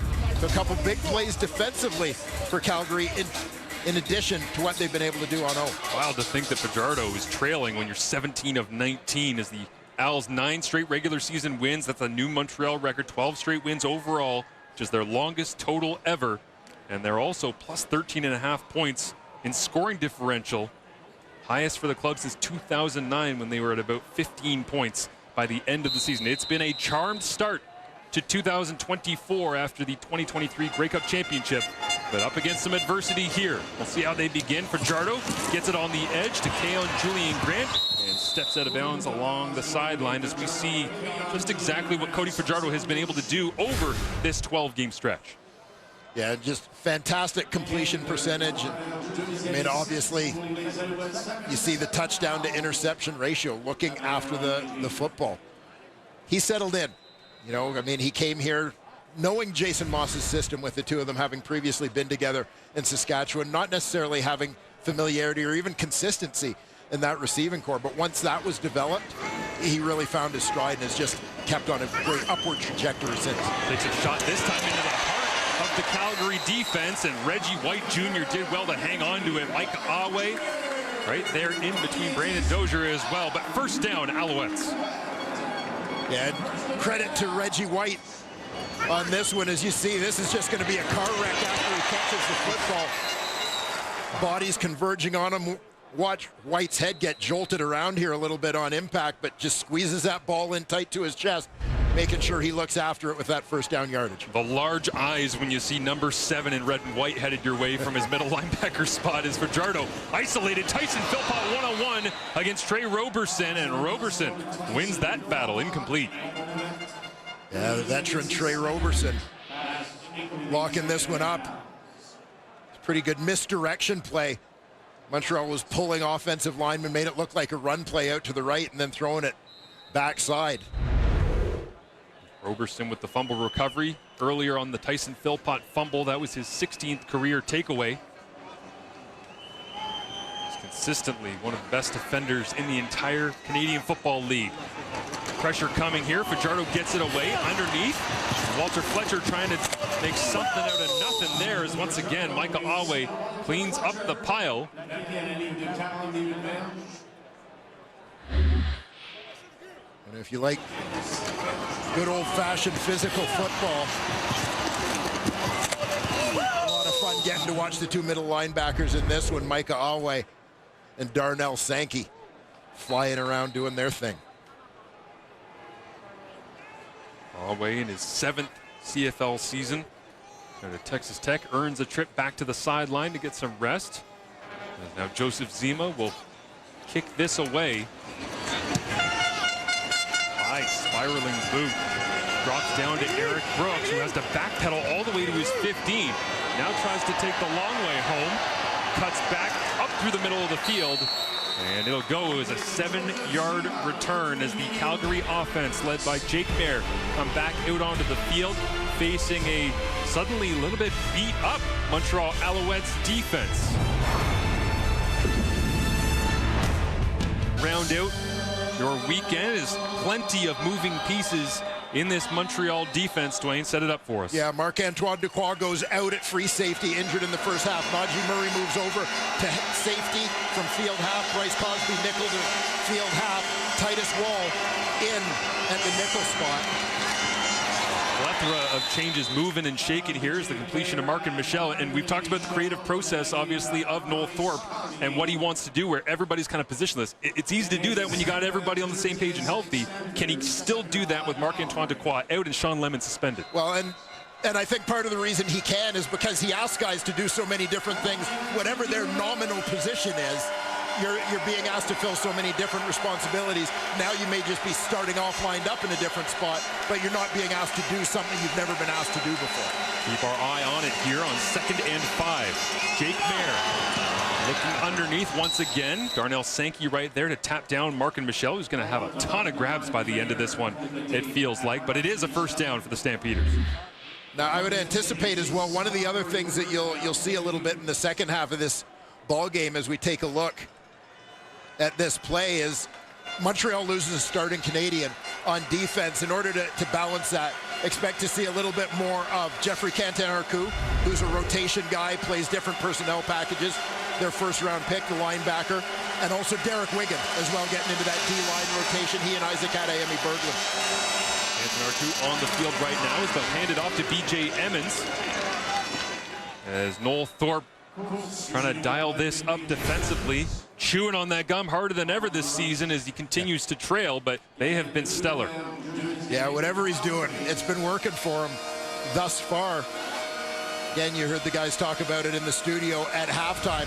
Big part of Montreal's success this season, without question, has been the strength of that defense. So the offseason thought process was to hit the ground running. We didn't dial it back in training camp. We actually accelerated the learning because we had a lot of guys come back, continuity, and also the free agency pickups, veteran guys that we trusted could do it. See what they call here on 2nd and 7. The specialty of the Alouettes defensively. They'll dump it off underneath the Stampeders and cutting back into traffic and getting the first down. It looks like that is Peyton Logan, shifty underneath, somehow finding a way. Darnell Sankey on the tackle. Yeah, and it continues to be the right play calls at the right time for the Calgary Stampeders. Peyton Logan here slipping out on the screen. Picking up a couple of nice blocks along the way from fellow receivers and offensive linemen. Clearing the path for him to pick up that first down. How about the sidearm delivery that time from Jake Mayer, curving it around Avery Ellis as they go back to the running game, and right down the middle of Percival Molson goes Peyton Logan once again. And Peyton Logan has demonstrated nice patience in the run game. We saw him with a long run. Watch for the little kind of skip step he does here. Just a little hesitation right there. Set up the block, then pick your spot and go. Just 5'8", 195. Kind of came in as a return specialist, but putting in great work here in the backfield. Tommy Stevens putting in great work in week number 5 on 2nd and short. Tommy Stevens pushes his way behind the left side of that offensive line, led by Bryce Bell, the second-round pick from 2021 out of Wilfrid Laurier. The Tommy Stevens unit continuing to have success, and the Calgary offensive line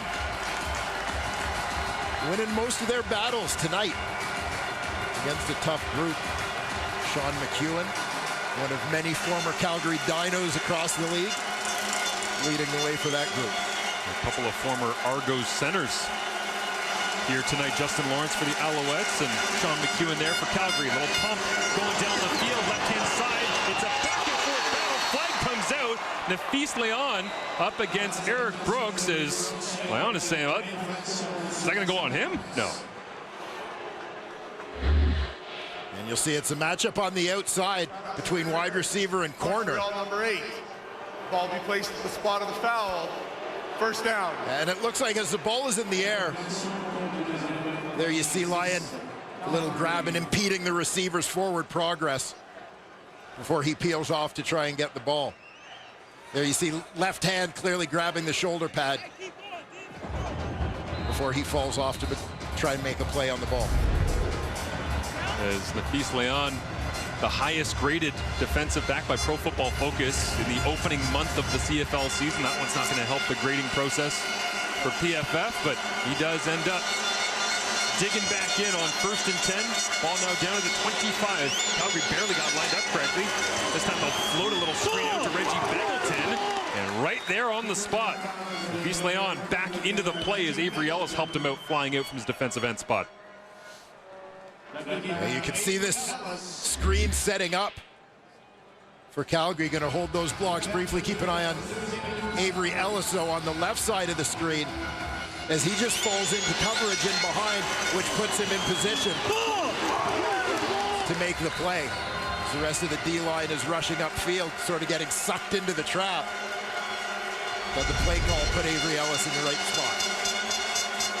Jake Mayer, after a loss of 2, 2nd and 12, bounces around the pocket, rips this one. It is complete. Mayer takes a big hit as well. It was Jeffrey Canton-Arcou that rocked him pretty good that time, getting more reps. You called it, Dwayne. That is the ratio alteration made as the rookie out of Memphis gets a pop in here on number 12. Yeah, he lines up.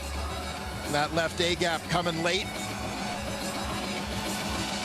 Take down the quarterback, but I mean, this has been an impactful young player in his first year. Not a starter per se, but again, in the interchangeable, movable, versatile pieces of this defense, he's been a great fit and has really earned his opportunity.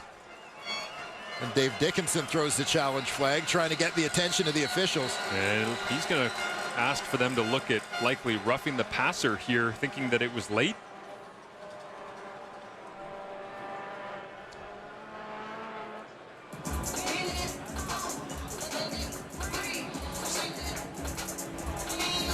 Calgary is challenging roughing the passer.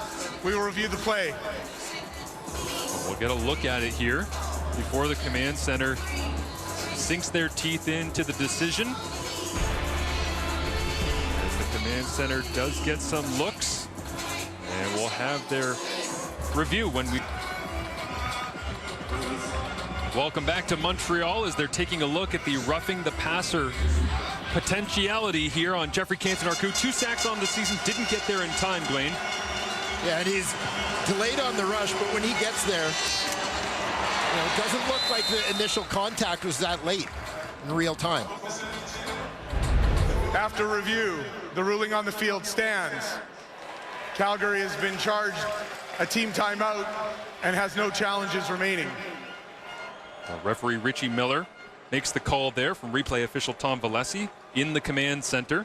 And Canton-Arcou, I guess a nod of appreciation for getting through that one okay, and still the Calgary field goal unit coming out. And again, just finishing the interpretation on that call, I'm sure part of it being on the takedown. He didn't slam him to the turf, didn't drive him into the turf. 31-yard attempt for Rene Paredes. Continues his perfect mark here in 2024. Cody Fajardo and the Alouettes offense, some work to do. Try to get some of those quick receivers, James Lesser Jr. and Walter Fletcher, out of the backfield involved a little bit more. There is Tyson Philpott leading the charge for the Alouettes aerial attack. And leading the charge CFL wide in terms of receiving yardage, with his totals updated up to the minute, courtesy of our statistician tonight, John Perlberg, who's celebrating his 29th birthday for the 13th consecutive year. Yeah, Pearlie took some inspiration from Mark and Michelle, saying it's not about a birthday, it's a work day. And then he built that board out for us. Thank you, Pearlie. Happy birthday, buddy. As Walter Fletcher pushes his way through the line, Cam Judge comes in and finishes it off. But Canadian leaders in receiving throughout time, I mean, it's a pretty talented group. There's a lot of icons of the game right there. A lot of icons of the game, Hall of Famers, and former Western Mustangs. Sponge and twos. Yeah, not bad. And Tyson Philpott would like to be in that company. Certainly by the time that this season is in the books. Also like to go back-to-back as a Grey Cup champion. We'll see if the Alouettes can continue to build momentum here. 5.5 remaining in the third quarter, trailing by 14. Fajardo checks it down. Walter Fletcher getting a ton of looks here tonight, and a conversion on 2nd down. And a fresh set for the Alouettes. Yeah, and I think part of the mission and a big part of Calgary's success here today has been about preventing the big play, right? They don't want to let that one go over the top, as Montreal has shown they've got different ways of getting it done. You think back to the Ottawa game a couple weeks ago, it was all about the big play. In that instance, the reason Fletcher's open for checkdowns like that is because Rambo and Julian Grant were both going deep on that side and cleared out space. Fajardo loads this one up, pressure on, and he gets away from Julian Hauser. Now Fajardo's going to go for a jump, breaks to the outside, away from Trey Roberson, and pushed out of bounds across the 50. How did Fajardo get away from Julian Hauser? Yeah, Julian Hauser's asking himself the same thing. Cody Fajardo strong on his feet. Nice inside rush from Hauser, gets him there. Last second redirect by Cody Fajardo leads to the escape. Watch, just before Hauser gets there, Fajardo starts moving, and that patented Cody reverse spin out makes it tough for the defender to get a clean grab on him. Hauser's going, that's his move, I knew. Should have known, upfield shoulders. Now Cody looks to throw and takes that check down underneath. Walter Fletcher, 45, and gets a few more yards after contact right there. Tackle made by Tyler Richardson.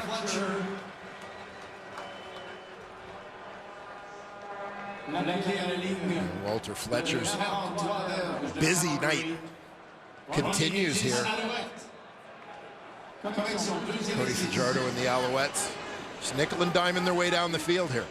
No, it's the hurry up and wait offense from Jason Moss, changing the tempo offensively. Jezrin Antwi into the backfield here.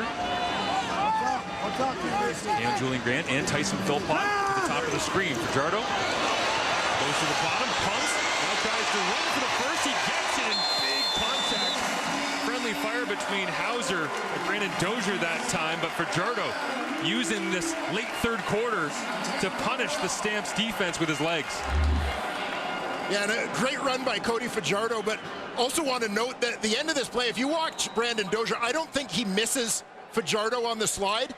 I think that what he did was redirect to avoid taking a penalty, quite honestly, is recognize quarterback's going down, I got to go over him.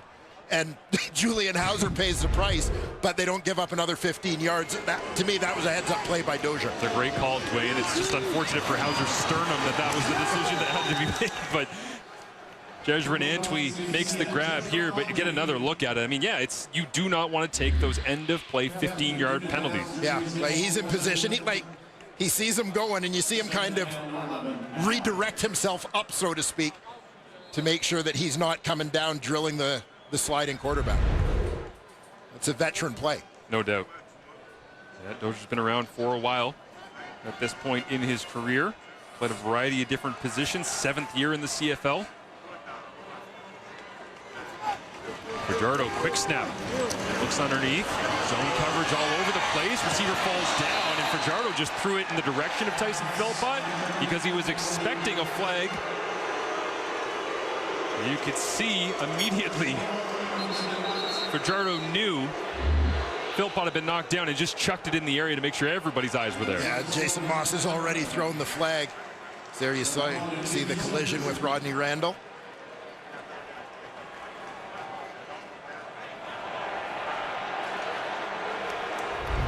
Montreal is challenging pass interference on their receiver number 6. We will review the play. Jason Moss throws the challenge flag. 2 of 3 this season. All 3 of those challenges on offensive calls. At a 4th, the command center takes a look. Taking a look at whether or not there is defensive pass interference against the Calgary Stampeders. Rodney Randall Jr. in coverage. Tyson Philpott kind of saw zone, stalled, ran into him, and Randall was welcoming the contact downfield. The question is, I guess, was the football in the air by the time this happened?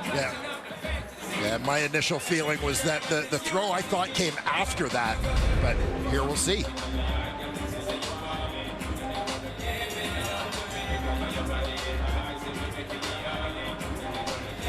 After review, the ruling on the field has been changed.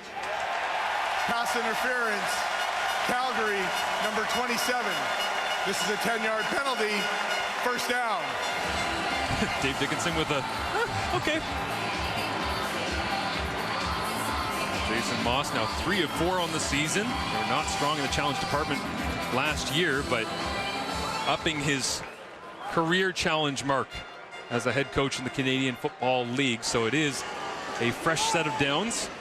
Tyson Philpott gets the call after review. And Fajardo looks to throw, and he rolls himself right back into the waiting arms of Mike Rose, who's been close a whole bunch tonight. And I guess that's the downside of the patented Fajardo blind left-hand spinning move. Illegal contact. Calgary number 40. 10-yard penalty. First down. Bentley Sanders, the earlier interception, has the call go against him.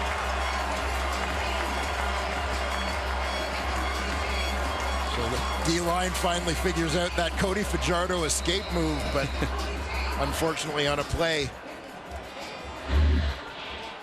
as we're looking at the number 3 receiver towards the top of your screen, inside slot just above the hash mark.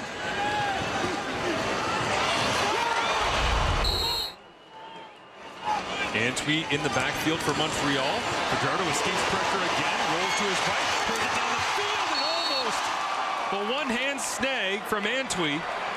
University of Calgary alum against the Stampeders here in Montreal, but it's incomplete. And Cody Fajardo got out on the perimeter, and it was one of those where you're wondering, should he keep it and run or look to throw? He saw Antwi in behind a defender on the sidelines. Elected to put it up there. Probably could have floated that one just a little bit more, let him deeper into the end zone. But with his own momentum going forward, I think that resulted in more heat on the ball. And play the drive here. Fajardo winds this one up, and it hits a wall into traffic as Hicks makes the play to knock it away. And Clarence Hicks will lead to the field goal unit coming out for the Alouettes, is now a couple of times down inside the 20-yard line. Montreal having to send out the kicking unit. And there you see Clarence Hicks had an interception for Calgary last week. This time just hanging at the line of scrimmage, spying the quarterback. Able to get a hand up in that lane.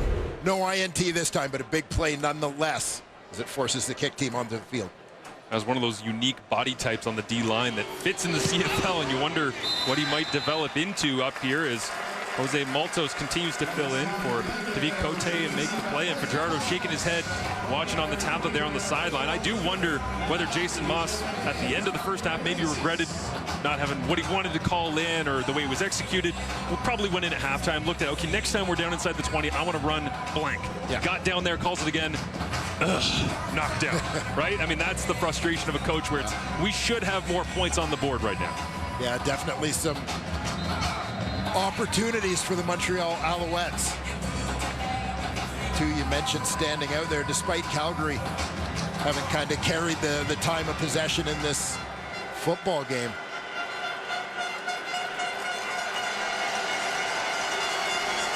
DJ Emmons in the backfield. He'll get the touch here. Right into the wall up front. Defensive line for the Alouettes. One of the best in the CFL. Against the run, Derek Wigan, the former Stampeder, right there in the middle of the mix. Yeah, I gotta love Derek Wigan. Had a great career in Calgary. They went in a little different direction in terms of how they're deploying that ratio on the defensive line, which made him expendable in free agency. But Dave Dickinson had nothing but great things to say about Derek Wigan's contributions to the Stamps. Truly one of the great people in the CFL, Derek Wigan. He heads to the sideline here on second down. Jake Mayer rips this one into the near side. Tyrese Beverett out there alongside Brooks. Gets enough of the body to force the incompletion. You talk about defenders who are perfect fits for the CFL. Tyrese Beverett, definitely one of those guys. Maybe a DB in a different world, but here, a fantastic, versatile linebacker. The Montreal Alouettes have not trailed going into the fourth quarter in any of their games this season. They'll face that reality when we return. The Montreal Alouettes in foreign territory here, trailing by 11 going into the fourth quarter.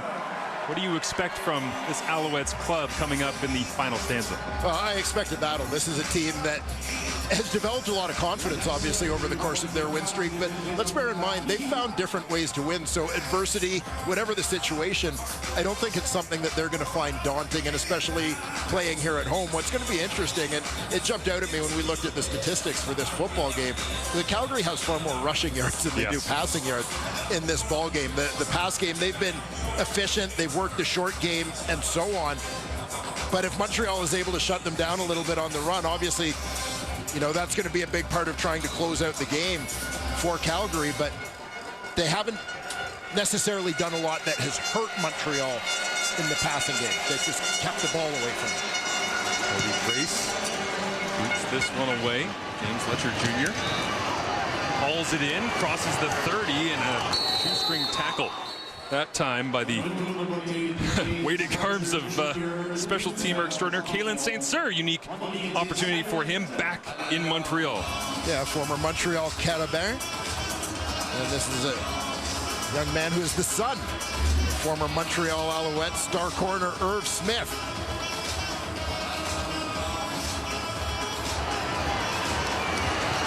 Big body BB. And a chance for a homecoming here. That'll make his week.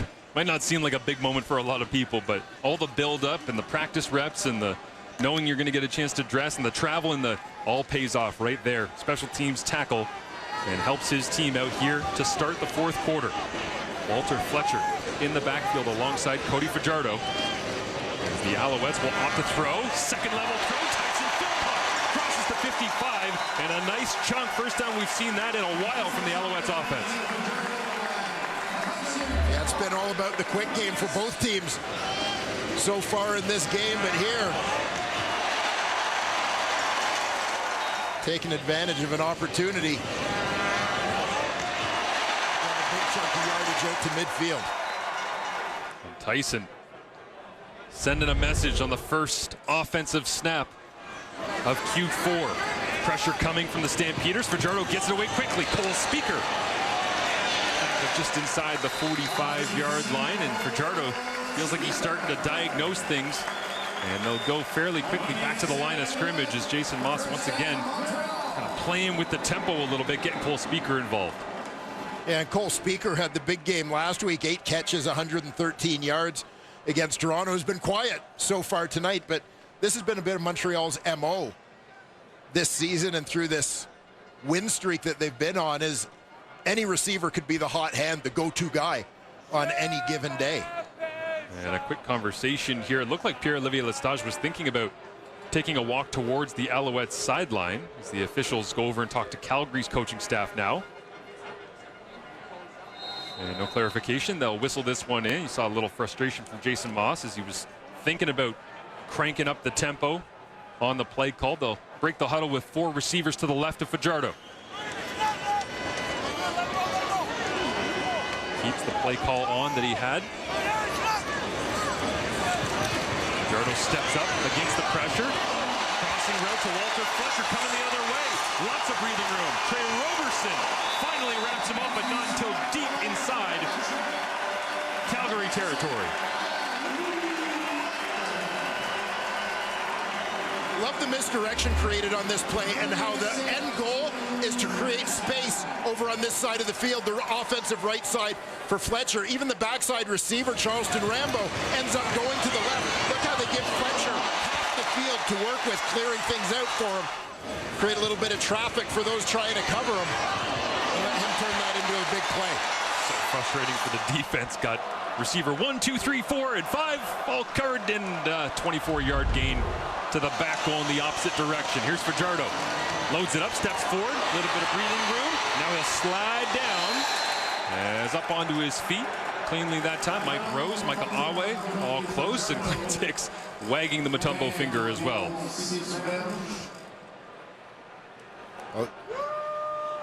One of the things that really stood out to me early in Cody Fajardo's career during his time as a Toronto Argonaut as a backup, when he got in late in games, was that this was a guy who could make some things happen, as you see Tyson Philpott calling for the ball. But Cody Fajardo was a guy who could make some things happen with his feet. And I think that was a huge part of his success in Saskatchewan going back to 2019. And I think he's really back to doing that again this season. Great to see him healthy, throwing over the top to Cole Speaker. Big collision. Held on to it. Touchdown, Alouettes. Cole Speaker knew he was going to take the shot. Backside defender came to get him. And Fajardo and Speaker are flexing in the end zone with a huge momentum swing here early in the fourth. Yeah, I absolutely love this play from Cole Speaker for exactly the reason you said, Marshall. He knows the hit is coming, but his focus is solely on the football.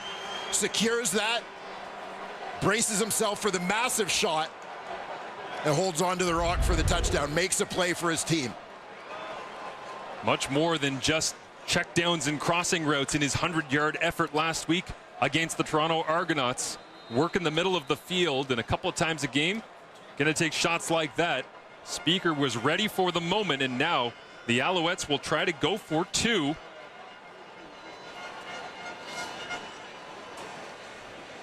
They have not had a two-point attempt so far in this undefeated 2024. And they're not going to get this off. It looks like some confusion, very slow moving out of the huddle at the line.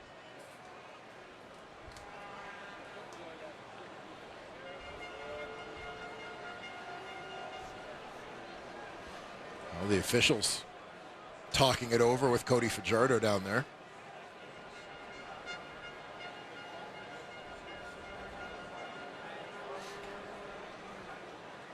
Jason Moss asking for an explanation as he walks down the sideline. This will likely back them up.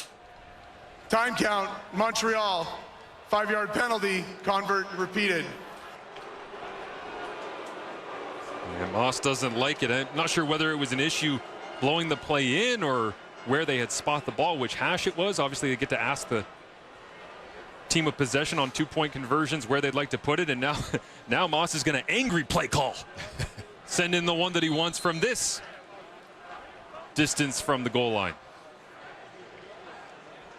Yeah, penalty call. They're committed to doing the two-point convert, and regardless, given the situation score-wise, they're going to do it no matter where the ball is placed. See if it cashes in here. Fajardo over the middle, big shot. Airborne Tyson Philpott. And a great grab, but all for naught after a 5-play, 77-yard drive. 3 minutes, 11 seconds, punctuated by that collision, and Cole Speaker has the Alouettes within 5. Cole Speaker making a big play in the end zone here, Dwayne, and again had to earn every bit of this after a pretty low-key game for him compared to last Friday in Toronto. Yeah, this is a rather mammoth sacrifice for his team. Again, knowing the defenders bearing down on him. But he'll take that one for the 6 points. That's what success in this game is all about. Maybe that's the play that ignites the continuation of the undefeated start to 2024. Calgary has other ideas, of course. Peyton Logan returns this kickoff, almost loses it. Around the 35-yard line, David Dallaire down there out of Laval making the play on special teams, and out comes the Calgary offense and Jake Mayer with just 89 passing yards thus far. Oof. They have, you see them dodging a bullet there. Dallaire with a couple of shots at the football, but it's about just finding ways to win. There is no perfect template statistically for how it's going to look. As there is an injured Alouette down on the field. I believe that's number 49, Frederick Shania. 89 yards passing for Jake Mayer, and now the Montreal crowd gets into it with a defense chant, and that man, one of the true icons of the Calgary Stampeders over the last decade, getting used to his new digs here in Montreal with the fan support behind him. Let's go down to Kenzie Lalonde with more on Derek Wigan. Yeah, Marshall, Jamie Berglund and Derek Wigg, very much an elevator role now with Marc-Antoine Dequoy out. But Derek Wigg had 8 seasons with the Calgary Stampeders, and at the start of today's game, he received some hardware. His President's ring, second year in a row he earned it with the Calgary Stampeders. Dave Dickinson gave him that just before the start of today's game. Dave saying he is one of the best people in the world. Derek Wigg is just one of those guys, and he's been a welcomed addition to this Owls defense. A very familiar and similar defense, but the new faces on the D-line has been very much a great addition. When you come into this game, the Alouettes had just as many sacks from their linebackers as they do their D-line. They had 5 apiece coming into this game. Thank you, Kenzie. And I know a lot of the time when people say one of the greatest people on the earth, that it's an exaggeration. There's no way you can possibly live up to that. Spend 5 minutes with Derek Wigg and tell me you don't agree. Yeah. Big ball of joy. And that President's ring, that's not a most valuable player award in the Calgary Stampeder world. I can tell you what that is basically a best possible teammate award. The guy you want on your team. And Derek Wigg has been that kind of guy in Calgary. He's now that kind of guy in Montreal. Great career he's had. Good to see Frederic Chagnon jog off on his own power as the crowd into it here for the Montreal defense. And Jake Mayer ripped into that one, but just came up a club or two shy. Yeah, you see the crowd starting to get into it now as Montreal has closed this lead down to 5. Making life a little bit more difficult for Jake Mayer in this Calgary offense. Mayer now averaging 3.9 yards per pass attempt. A lot of attempts, low yardage. And now the snap comes up early. Mayer has to try and do something with it, just chucks it away backhanded. Gets rocked as well, but another incompletion. And the crowd, fueled by the Cole Speaker touchdown grab. Big special teams effort by David Dallaire, and a 2-and-out here against Jake Mayer on the Calgary offense. Yeah, Noel Thorpe in the Montreal D dials it up. Mustafa Johnson leading the charge, bursting up the middle. And a play by Jake Mayer as it looked like the snap caught him off guard a little bit there, but getting rid of that ball. Again, not so much looking for a completion as looking to avoid losing yards on a sack. This place would absolutely go off if James Letcher Jr. could create a big return. They'll try to go down the near sideline. Wrapped up right there by the veteran Adam Konar. And now some pushing and shoving at the end of the play. The horns are out. It's the 4th quarter. And it's a 1-score game in Montreal. ESN plus Tim Haraney, our guy over there doing a great job with the Formula 1 coverage. George Russell, Lewis Hamilton, Lando Norris, 1-2-3 in quali as Cody Fajardo goes through history. It's 1-2-3 and gets to his check down, hanging out on the near sideline. Tyson Philpott will add to his league-leading receiving total with a gain of 8. Yeah, again, not a lot of big plays to be had for Tyson Philpott or anyone in that Montreal receiving corps. The Alouettes kind of picking their spots in that regard. But just continuing to chip away. See Philpott's numbers now, 9 catches, 82 yards on the evening. Trying to keep up that pace that he set this season. Staring down about 1,900 yards receiving based on the first month of 2024. Inside handoff, going nowhere. Great chase down from the backside.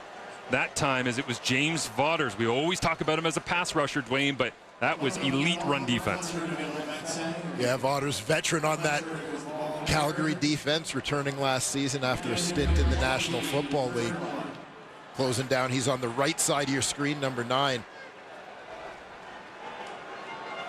Quick move to the inside, slashing down to shut down the ball carrier.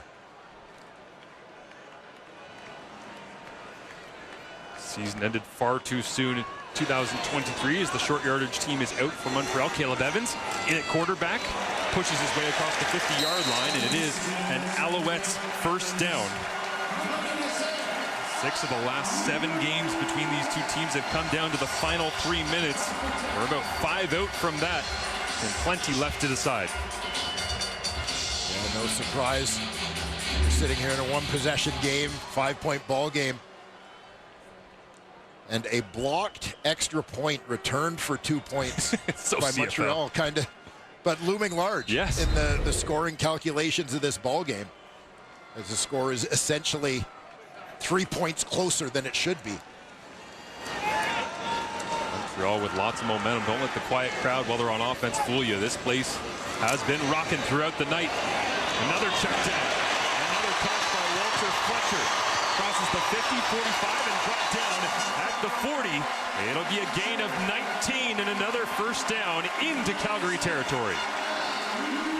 And this is one of the things that Jason Moss and Cody Fajardo have discovered, is that while there may not be a lot of big plays available to be had against Calgary, a lot of times Walter Fletcher is going to be open underneath with open ground in front of him. This is a guy that's capable of making some plays with the ball in his hands after the catch. Give him the ball near the line of scrimmage and let him turn that into 12, 15, 20. Big night receiving for Walter Fletcher. This one back to Charleston Rambo. Somehow got through traffic. And another first down. As now Fajardo just picking and choosing which weapon he wants to use to get another first down. This time he calls Rambo's number. Yeah, and that time they slip Walter Fletcher out to the right, and I think they've got the Calgary defense thinking, oh yeah, here comes another one underneath to Fletcher. Meanwhile, from the backside, watch Rambo at the 40-yard line, just sliding in across the line, misdirection one way with Fletcher and go back the other way. So building off of what they have done with the running back.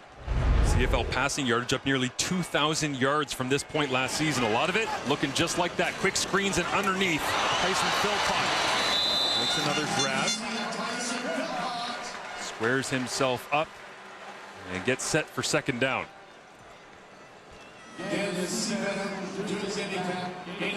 Philpott.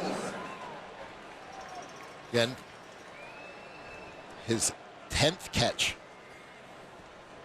on the evening. But you mentioned that quick game and, you know, a little more experience. I know the league has talked this week about those numbers being up, more experience on the offensive line in terms of protection, sacks thus being down. Also more experience at the quarterback position this year. Fajardo looks outside with Reggie White Jr. Incomplete. Coverage supplied by Kobe Williams that time, as Fajardo, his 40th career win as a starter last week. Would dearly love to have 41 here, but they'll have to settle for the field goal unit to hit the field right now. Again, Jose Maltos in the lineup this week as the regular kicker. David Cote was a late scratch. Wonder pressure mounting here as we get deeper into the fourth. Maltos without a ton of experience. This the deepest attempt. It'll come from 30 yards away. Zima puts it down, and Maltos makes good. 26-24 is your score. But right on par with league-wide scoring, around 52 points per game this season.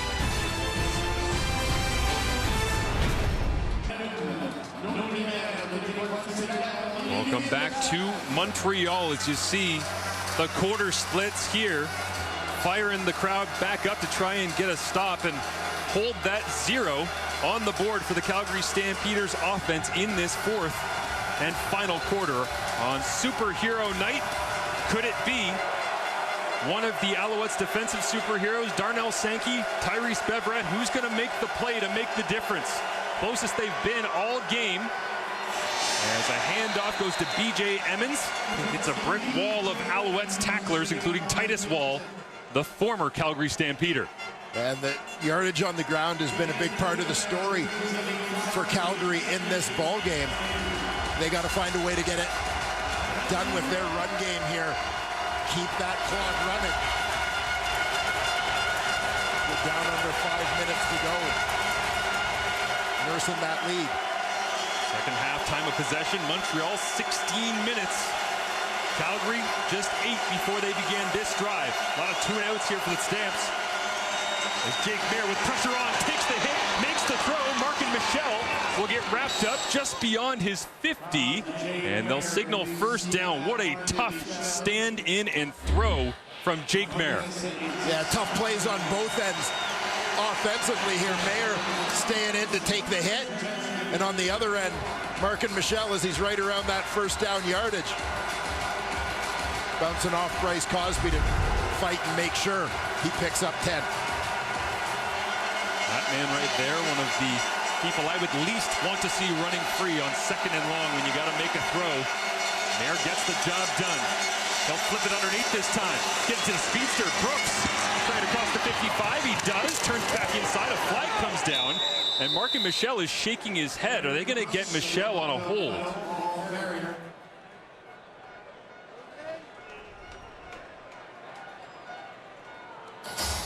Some debate between he and Najee Murray. Holding Calgary number 80, 10-yard penalty, repeat first down. A tough hole. Stampeders dig themselves into with that penalty. You'll see Markin Michel right on the left side of your screen, and the lead blocking for Eric Brooks. You can see Najee Murray outside of sort of the frame, so to speak, of Michel's body at the tail end.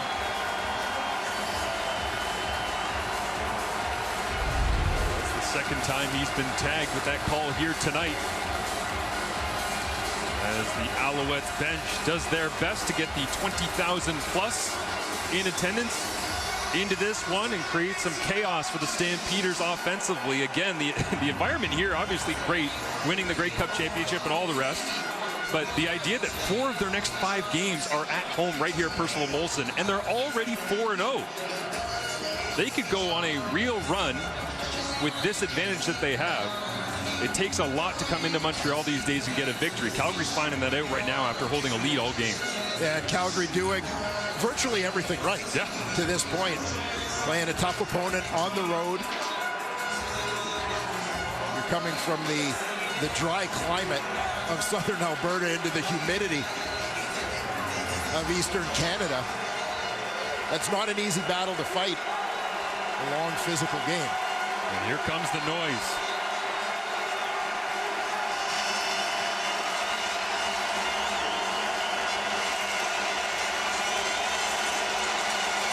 First and 20. Mayer stutters, looks over the top, dangerous throw! Up for grabs and incomplete as Tyrese Beverett and Markin Michel went to war on 1st and long. Yeah, big jump ball there. Markin Michel given an opportunity to make up for that holding penalty. Tyrese Beverett, we talked about it earlier, a will linebacker in name only. This guy does a little bit of everything. Derek Wigan firing through the middle, creating the pressure that led to Tyrese Beverett knocking it away. 2nd and 20. Alouettes rush 3. Mayer steps forward, looks to run, stutters, cuts back. Sankey, Adeyemi Berglund, Beverett, Dylan Wynn, they're all there.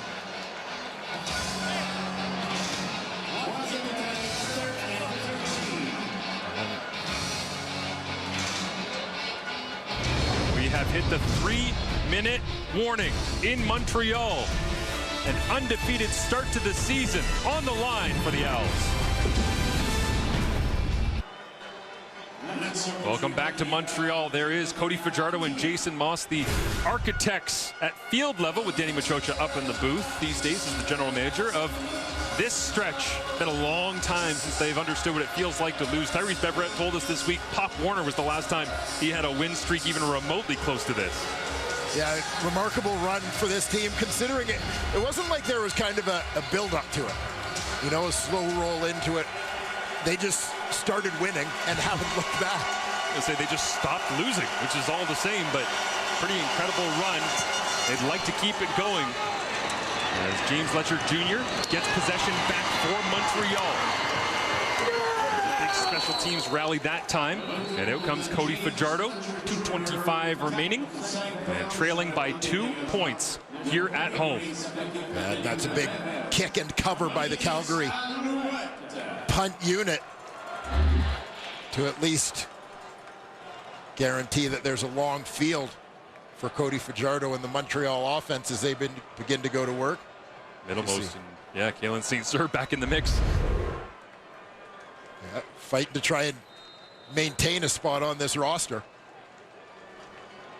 Young Canadian guy recognizes special teams is often the way to do that. So after a real slow, clunky first half, Fajardo and this Alouettes offense looks more like itself. Can they close the deal? Tyson Philpott gets things started with another catch here as Cole Speaker trying to block out ahead. And they'll give him, it looks like about 7 yards actually on first down. No question when you're Montreal and you have a player like Tyson Philpott, player like Walter Fletcher, Keon Julian Grant, guys who can make people miss after the catch. It's part of what allows you to rely so heavily on the short pass game. Fajardo pumps, looks down the left side, up in the air, it is held in. Next to Trey Roberson, the man of the moment, number 6, Tyson Philpott.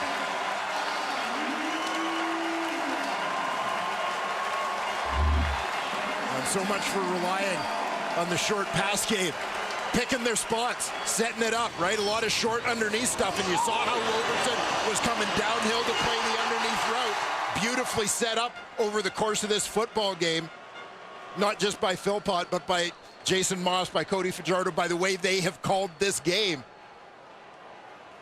That's got to love that play. Corey Philpott watching from the stands. First down, Alouettes, they'll screen it. Backside, Walter Fletcher. Great rally that time from Cam Judge to bring down Fletcher. Tyson Philpott, his first ever matchup against his brother, both drafted a few years ago. A huge night, a career night, the most catches he's had in a single CFL game while brother watches on in red and white on the other sideline. Yeah, a pair of first rounders in 2022. Tyson playing here at home. Himself a big night, double figures in catches, over 100 yards again. There you see it. Just a monster evening here. Seemingly against his twin is now it's Cole Speaker going to work. First down, Alouettes. 91 seconds remaining. Yeah, and this is just where you feel the confidence that Montreal has built up week by week, game by game over the course of this 12-game winning streak. Is they've trailed this entire game. But here they get the football with 3 minutes to go and looking like they have Calgary exactly where they wanted them all night. Cody Fajardo, 13 of his last 14. You think back, Dwayne, to end of the first half, another score zone opportunity early. They just haven't been able to close the deal. They've kicked more field goals than they would like. But Jose Maltos, to his credit, has made those field goals count. They are right around the range, you would think, for Maltos, but they want to be able to get something much larger. This will help. Walter Fletcher outside, racing down the sideline. Touchdown, Alouettes! 31 yards. And in a season where they had only trailed for 5 minutes out of 240 coming in, they've retaken the lead.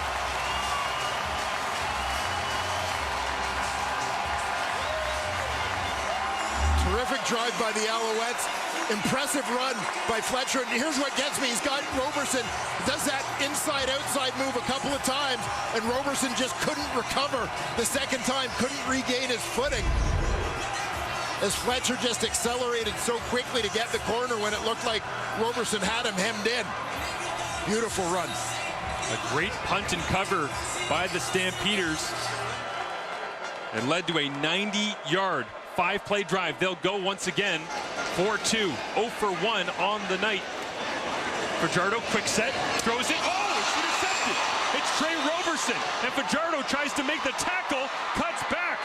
Can anybody track down Trey Roberson? Roberson. He turns around, sees traffic coming, and is brought down.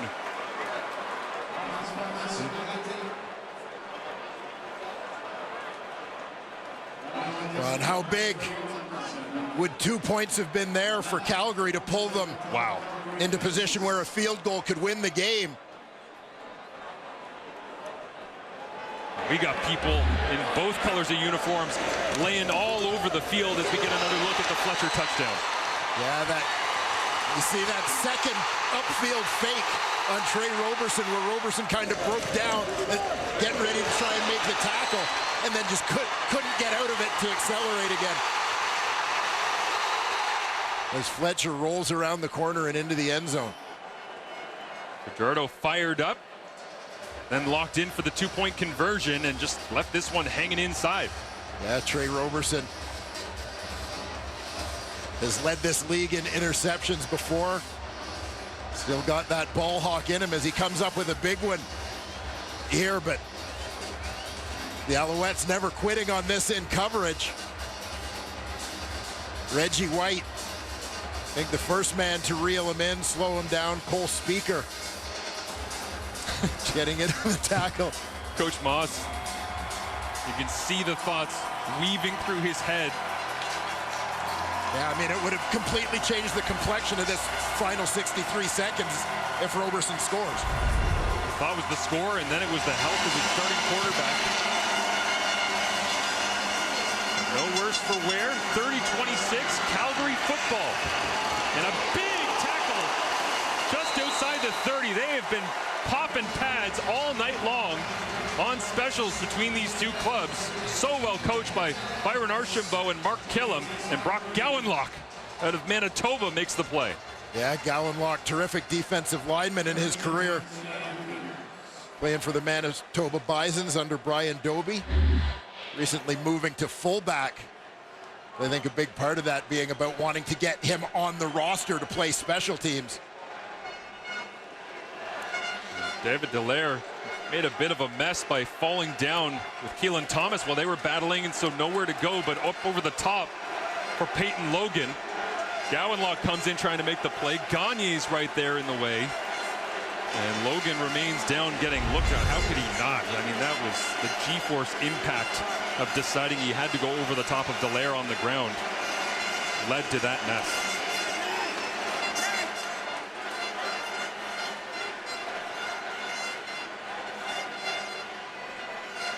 Peyton Logan along with BJ Emmons have carried the load in the ground game for Calgary here tonight. Jake Mayer preparing to go to work, looking for game-winning drive number 8 of his career. Cody Fajardo just had his 12th career game-winning drive, as well as quality crowd here in Montreal. Gives a round of applause for Peyton Logan, who is on his feet, as you see, and making his way off of the field. A huge test here for Calgary's offensive line. They got to keep the flies off Jake Mayer and give him a chance. That was their success earlier on. Second half, Montreal's D has been able to get to him a little bit. Stampeders only allowing a sack on 3% of dropbacks this season. Coming into tonight, that's tied for the best in the CFL. They've been so great at it throughout the start of their season. 2-1, but now is when it matters most.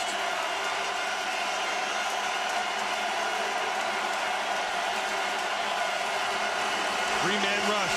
Mayer checks it down. It's Emmons trying to get outside. He does successfully. Wraps up the football and tackled at the 40. As Emmons looks like he's got a hamstring that grabbed off. And this is huge. Peyton Logan's the other running back on the roster. Can't come back in the game for 2 more plays. Diedrich Mills is already out. And this has the feeling that for the next couple of snaps, it might be the 6 wide receiver package. Yeah, frequently your other option, bringing your fullback Lucas Robertson in and largely keep him in as a pass protector. Feel for Emmons making his way to the sideline there as all of a sudden the running back room decimated for the Stamps. They do go with Robertson, the fullback, alongside Jake Mayer. He talks him through pass protection. Mayer doesn't try to check it down, though throws across his body up in the air. Intercepted! It's Ruffin!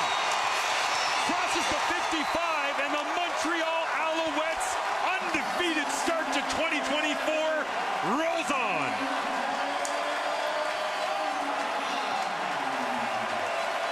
Yeah, Jake Mayer does something that he had avoided throughout this football game, which is trying to force something bigger than what was there. Gets on the move. And looking for a big play instead of taking anything underneath. Spotted for a split second, marking Michel downfield. But it's a long enough throw that the Alouettes are able to close that window before the ball gets there.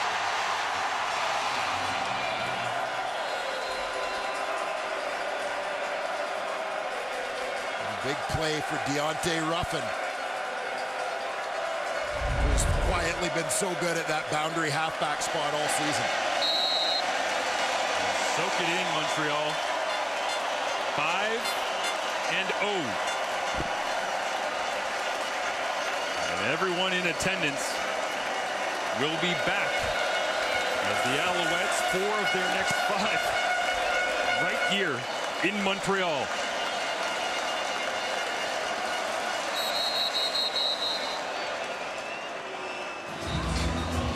Taunting flag coming in there as it's almost 300 days since Montreal has experienced the loss. Objectionable conduct. Montreal number 66. 10-yard penalty. Remains second down. Jason Moss doesn't love the Pierre-Olivier Lestage objectionable conduct call as Deontay Ruffin gets a chance to celebrate on the sideline. The punctuation in a comeback, yet another comeback in the Canadian Football League this season. Through 16 games coming in, 13 teams had trailed and come back to win. This one, Montreal's most impressive four-quarter piece of work. Well, we set it down the stretch. That this was a Montreal team that wasn't going to be daunted by the adversity of being behind late in this football game. They have so much confidence in their ability to find a way to win.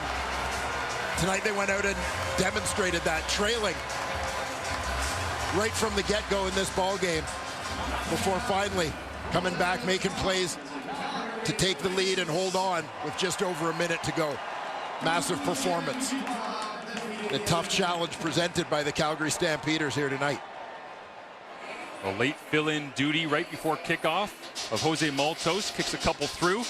Tyson Philpott plays the star. The defense closes it out. The crowd plays a role in it. This was, talk about complimentary football. Every single aspect of Alouettes football came to play tonight, but none more than this man, Tyson Philpott with Kenzie Lalonde. Well, Tyson, congratulations. You won the Battle of the Brothers here tonight. Can you kind of take me through your emotions and the rise of what was this win here for you guys? Yeah, huge. You know, 3 phases of the game. You know, they came out, and respect to them. They played a great game, but we know what Alouette football is all about, and we showed that in the second half. Mental toughness, and Jalen, we got this one. Sorry, bro. An incredible catch by yourself, right where we thought the underneath game was really going to be your priority. Fajardo just hits you. Can you kind of talk me through that confidence in the play? Hey, that's just our chemistry, you know. Cody trusted me, I trusted him, you know. We make plays on and off the field, and, you know, credit to Seven. He got the job done. See Deontay Ruffin catch that ball, force that interception. What were your thoughts in the moment? Huge, man. You know, he's an ex-Stampeder, so that meant a lot to him.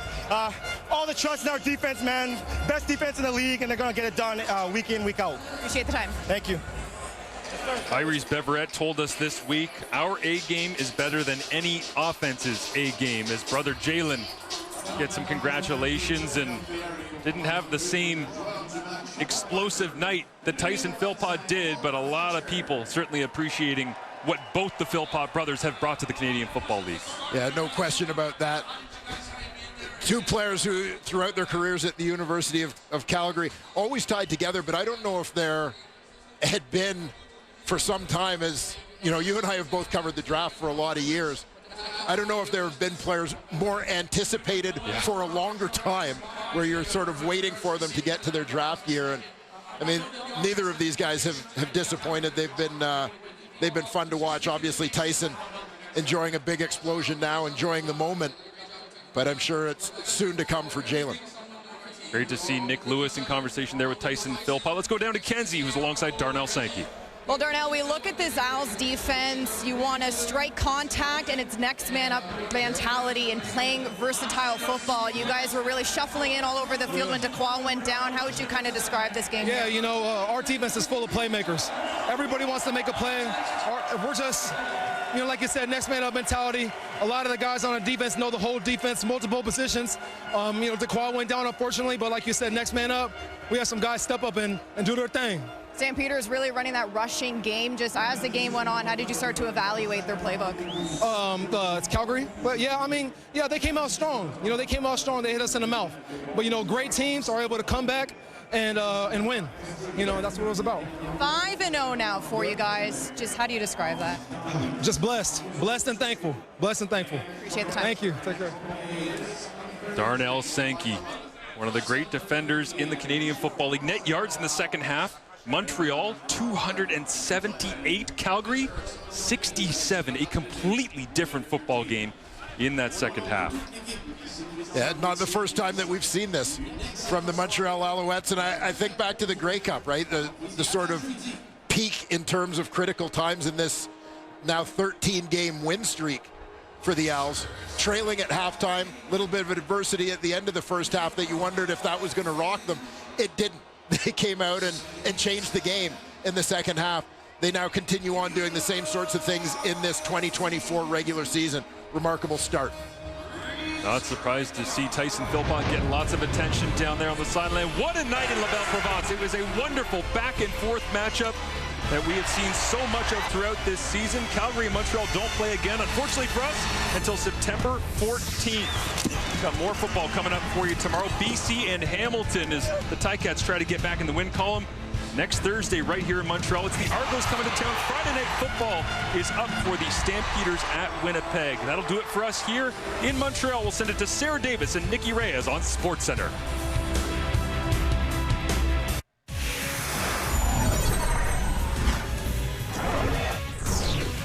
Welcome to SportsCenter. She's Sarah. I'm Nikki. Sarah, let's get started in the CFL. The Montreal Alouettes continuing to look like the champs that they are. Not just an impressive start to the season, but they've been absolutely dominant. Yeah, they put up 30 points tonight. They did the same thing against Toronto last week. They're on a 5-game winning streak, undefeated this season. Cody Fajardo with another great outing, although there was that interception at the end to make things interesting. Yeah. Couple interceptions. Here we go. Montreal looking to start 5-0 for the first time since 2006, so they get that done. Here in the first quarter, Owls facing second and goal. Cody Fajardo to Keon Julian Grant for the touchdown. It's Keon's birthday, so he gets a B-Day TD. Fajardo's league best 9th passing TD of the season as well.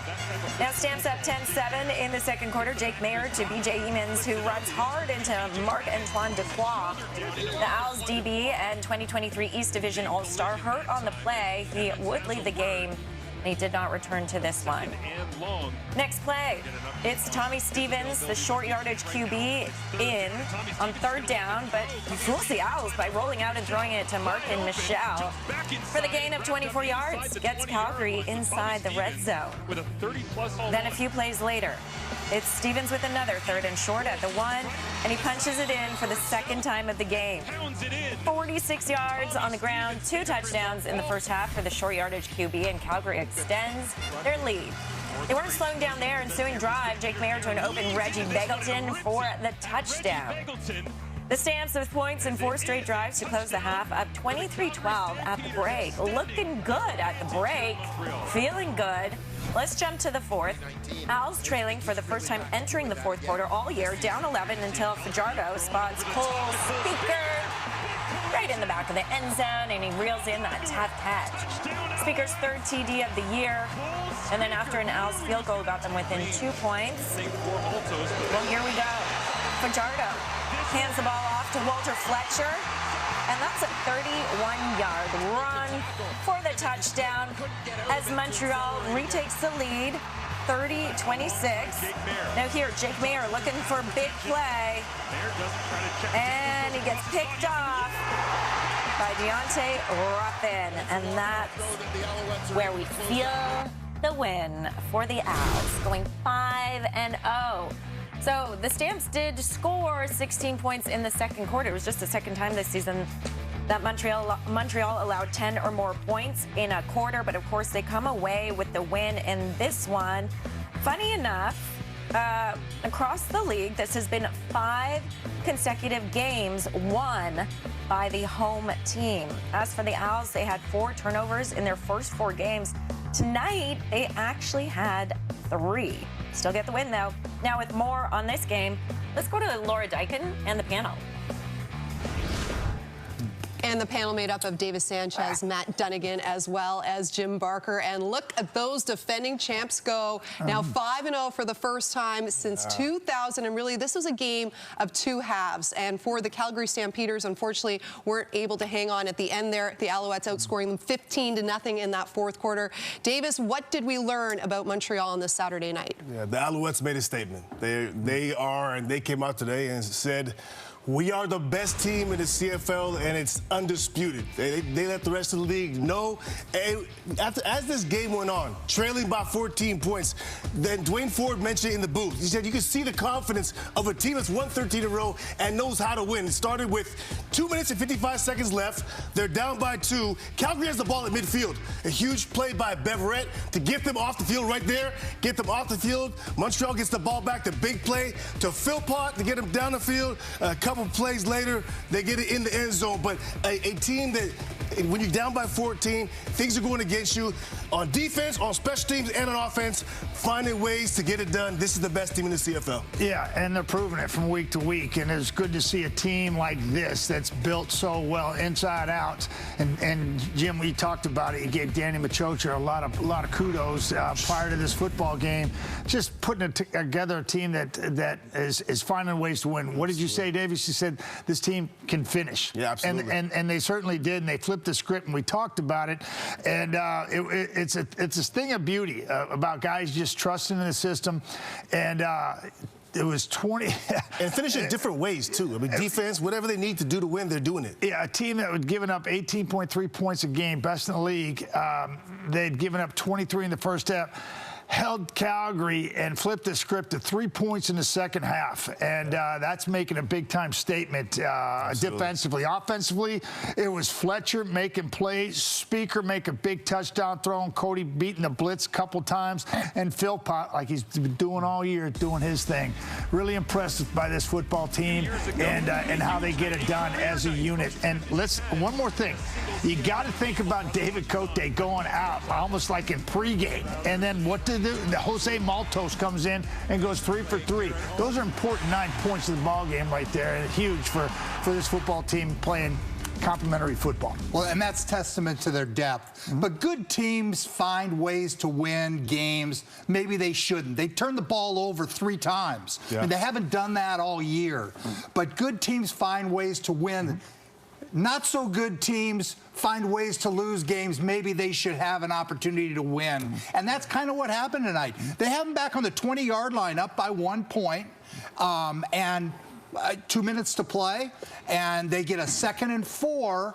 And again, a veteran, Trey Roberson, jumps a route, gets beat deep, and within the next 25 seconds, the throw to Walter Fletcher, touchdown, and the game's over. I mean, it just was one of those things. Again, all I can say is good teams find ways to win. And I thought Calgary played pretty good game. They played not too bad, but again, Montreal put the CFL on notice. This is the best team in the league. And when it comes to the Philpott twins, because they were playing each other for the first time on Saturday, it's the younger brother Tyson that gets the advantage over older brother Jalen. 7 minutes separates the two of them, but yeah, it's the Alouettes getting the win where it matters most. Back to SportsCenter. New on SC, here's Kenzie Lalonde with winning QB Cody Fajardo. Well, Cody, a game that really tested you guys here, ups and downs. Just after the first half, can you kind of describe where you guys were at mentally?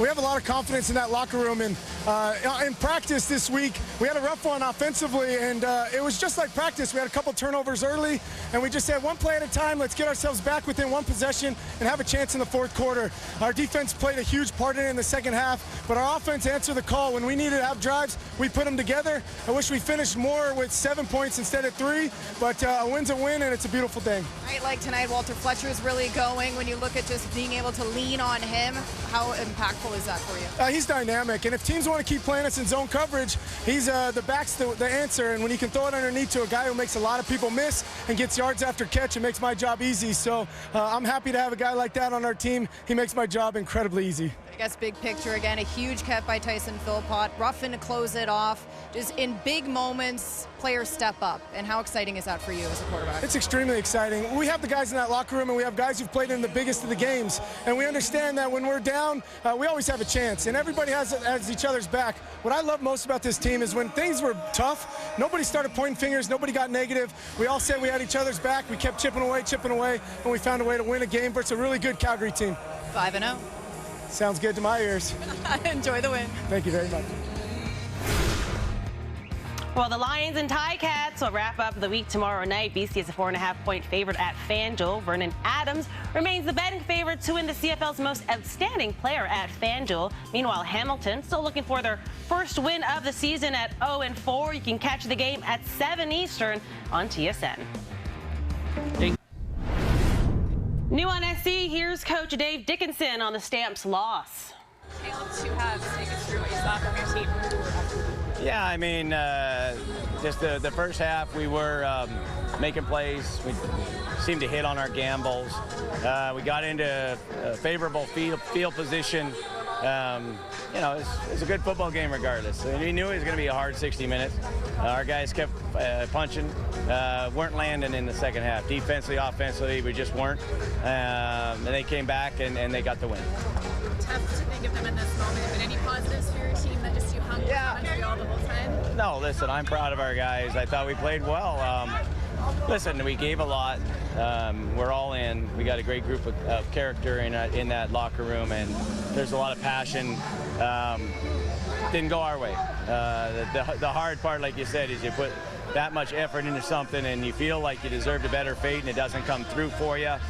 You know, you got to be careful. You got to make sure you reload and do it again and again and again, because it's still week 4. You know, we're doing some good things. We know we're going to have to improve to beat these guys. When you look at the Owls defense, they are so versatile in the way they make their formations. Just how challenging is that to do? Yeah, they got a lot of calls. They got a lot of calls, and when we're in 1st and 20, we can't. Yeah, we're gonna struggle.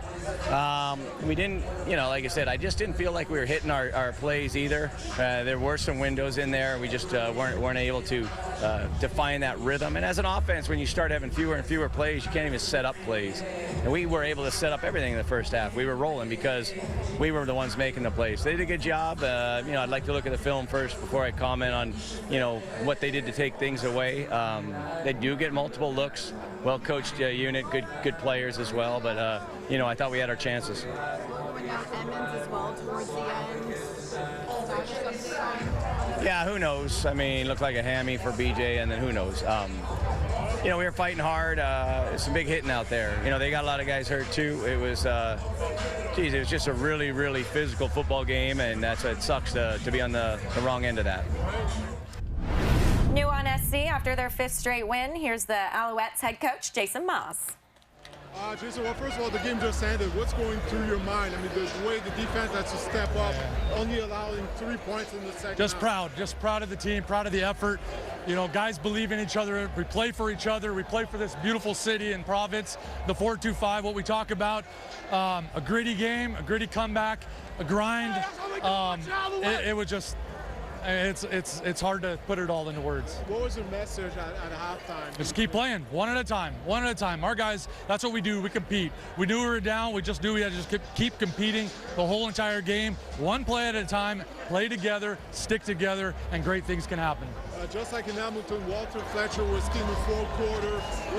What can you tell me about the? I mean, anytime we call on Fletch, we know good things are going to happen. I mean, that's just our belief. Whether we give it to him on the ground or give it to him through the air, he protects us well. He's a complete back. and I think you guys see another glimpse of it tonight. We have a lot of weapons on offense. We can utilize them in different ways. He's absolutely a weapon. He can't do it by himself, though. Our O-line played outstanding tonight. Did a great job protecting Cody to allow him to get to Fletch in the backfield and obviously opening up that last hole where he took it the distance. And lastly, do you have an update on Marc-Antoine Depois? No, I don't right now, so we're going to find out. We've got some guys definitely down. We'll regroup and be ready for Toronto next week. Yeah, all right, congrats. New NFC, here's Jake Mayer on the loss. For me, it was just like not sustaining drives late in the game so that you can flip field position at the very least, or you can get 3 points, or score that fourth quarter touchdown, which is how you win the CFL. I mean, you have to score points when you're up late in the game to seal it and to take all the momentum away, and we didn't do that. So that's why we're 2-2 right now. Did you take any consolation in the fact that you hung with the defending Grey Cup champs for Yes and no, because it's encouraging that we can play with anybody in this league. And that's a step in the right direction, but the no is we can also be a 3-1 football team right now if we just played 15 better minutes. I think that's my takeaway right now, is that we did not play a good fourth quarter offensively, and there's no consolation there for me, at least.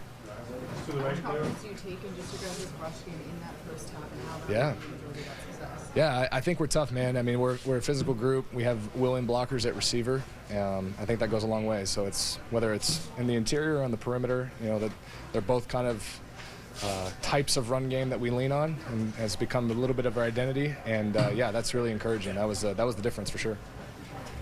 All right, some more football, but from the CFL with Cody Fajardo and the Owls looking to start 5-0 for the first time since 2006. Oh, it's been a while. First quarter, Owls facing a second and goal against the Stampeders. Cody Fajardo to Keon Julian Grant for the touchdown.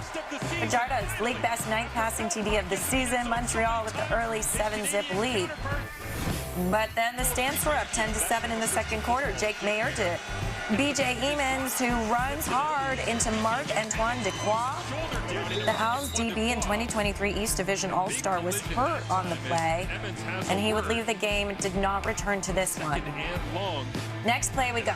It's Tommy Stevens, the short yardage QB, in on third down, but he fools the Owls by rolling out and throwing to Marquand Michel for the gain of 24 yards. That gets Calgary inside the red zone. Then a few plays later, it's Stevens with another third and short at the 1. He punches it in for the second time of the game. 46 yards on the ground and 2 touchdowns in the first half for the short yardage QB. Calgary extends their lead. And they weren't slowing down there. Ensuing drive, Jake Mayer to an open Reggie Beggleton for the touchdown. The Stamps have points in 4 straight drives to close the half. They're up 23-12 at the break. Looking good, feeling good. Well, we're going to jump to the fourth, where things took a turn. Owls trailing for the first time entering the fourth quarter all year, down 11, until Fajardo spots Cole Speaker in the back of the end zone, and he reels in that tough catch. Speaker's third TD of the year, that got the Owls within 5. Ensuing Montreal drive, 2nd and 3 from their own 27. Fajardo just heaves it up for Tyson Philpott. That's a pickup of 39 yards. The league's leading receiver playing against his brother Jalen for the first time, and gets the Owls inside Stamps territory. Then, a few plays later,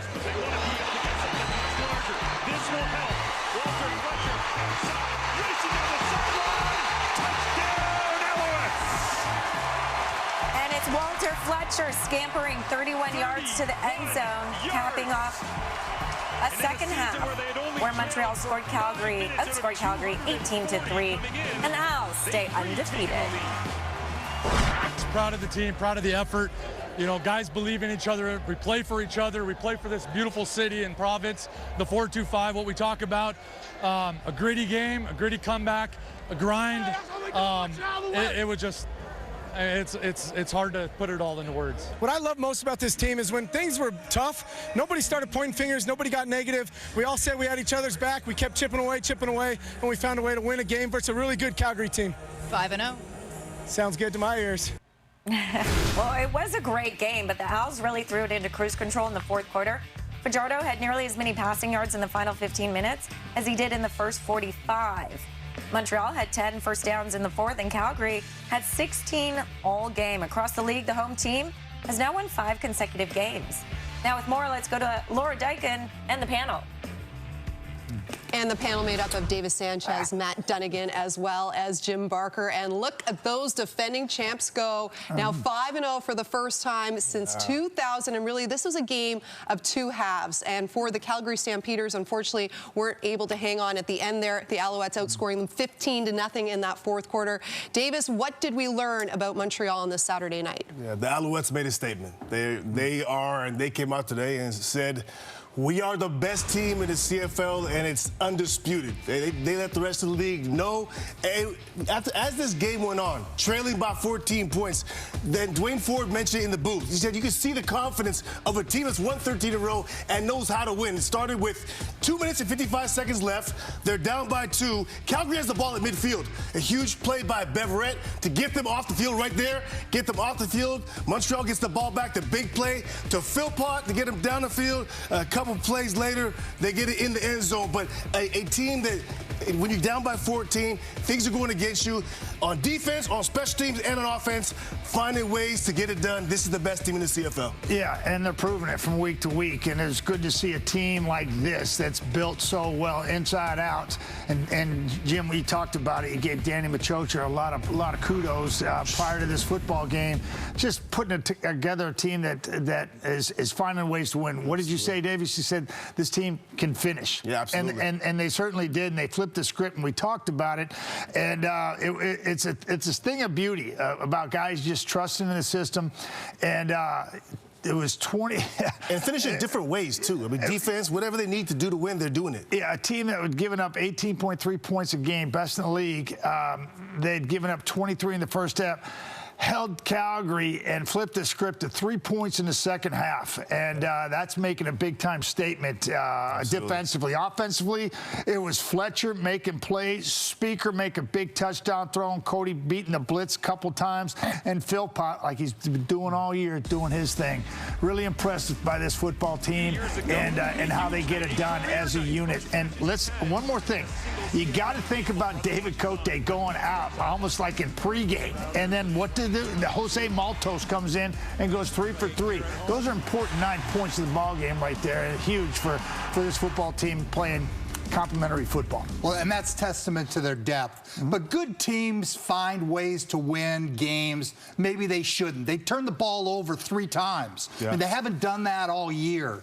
But good teams find ways to win.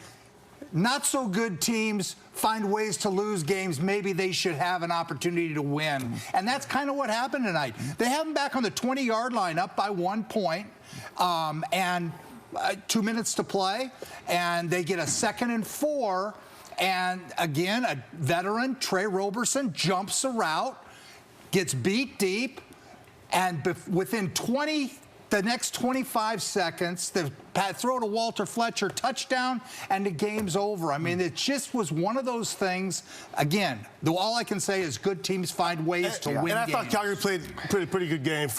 They played not too bad, but again, Montreal put the CFL on notice. This is the best team in the league. And when it comes to the Philpott twins, because they were playing each other for the first time on Saturday, it's the younger brother, Tyson, that gets the advantage over older brother, Jalen. 7 minutes separates the two of them, but yeah, it's the Alouettes getting the win where it matters most. Back to SportsCenter. Thanks, Laura. Now, the Lions and Tiger Cats will wrap up the week on Sunday night. BC is a 4.5-point favorite at FanDuel. Vernon Adams remains the betting favorite to win the CFL's Most Outstanding Player award at FanDuel. You can catch the game at 7 Eastern on TSN.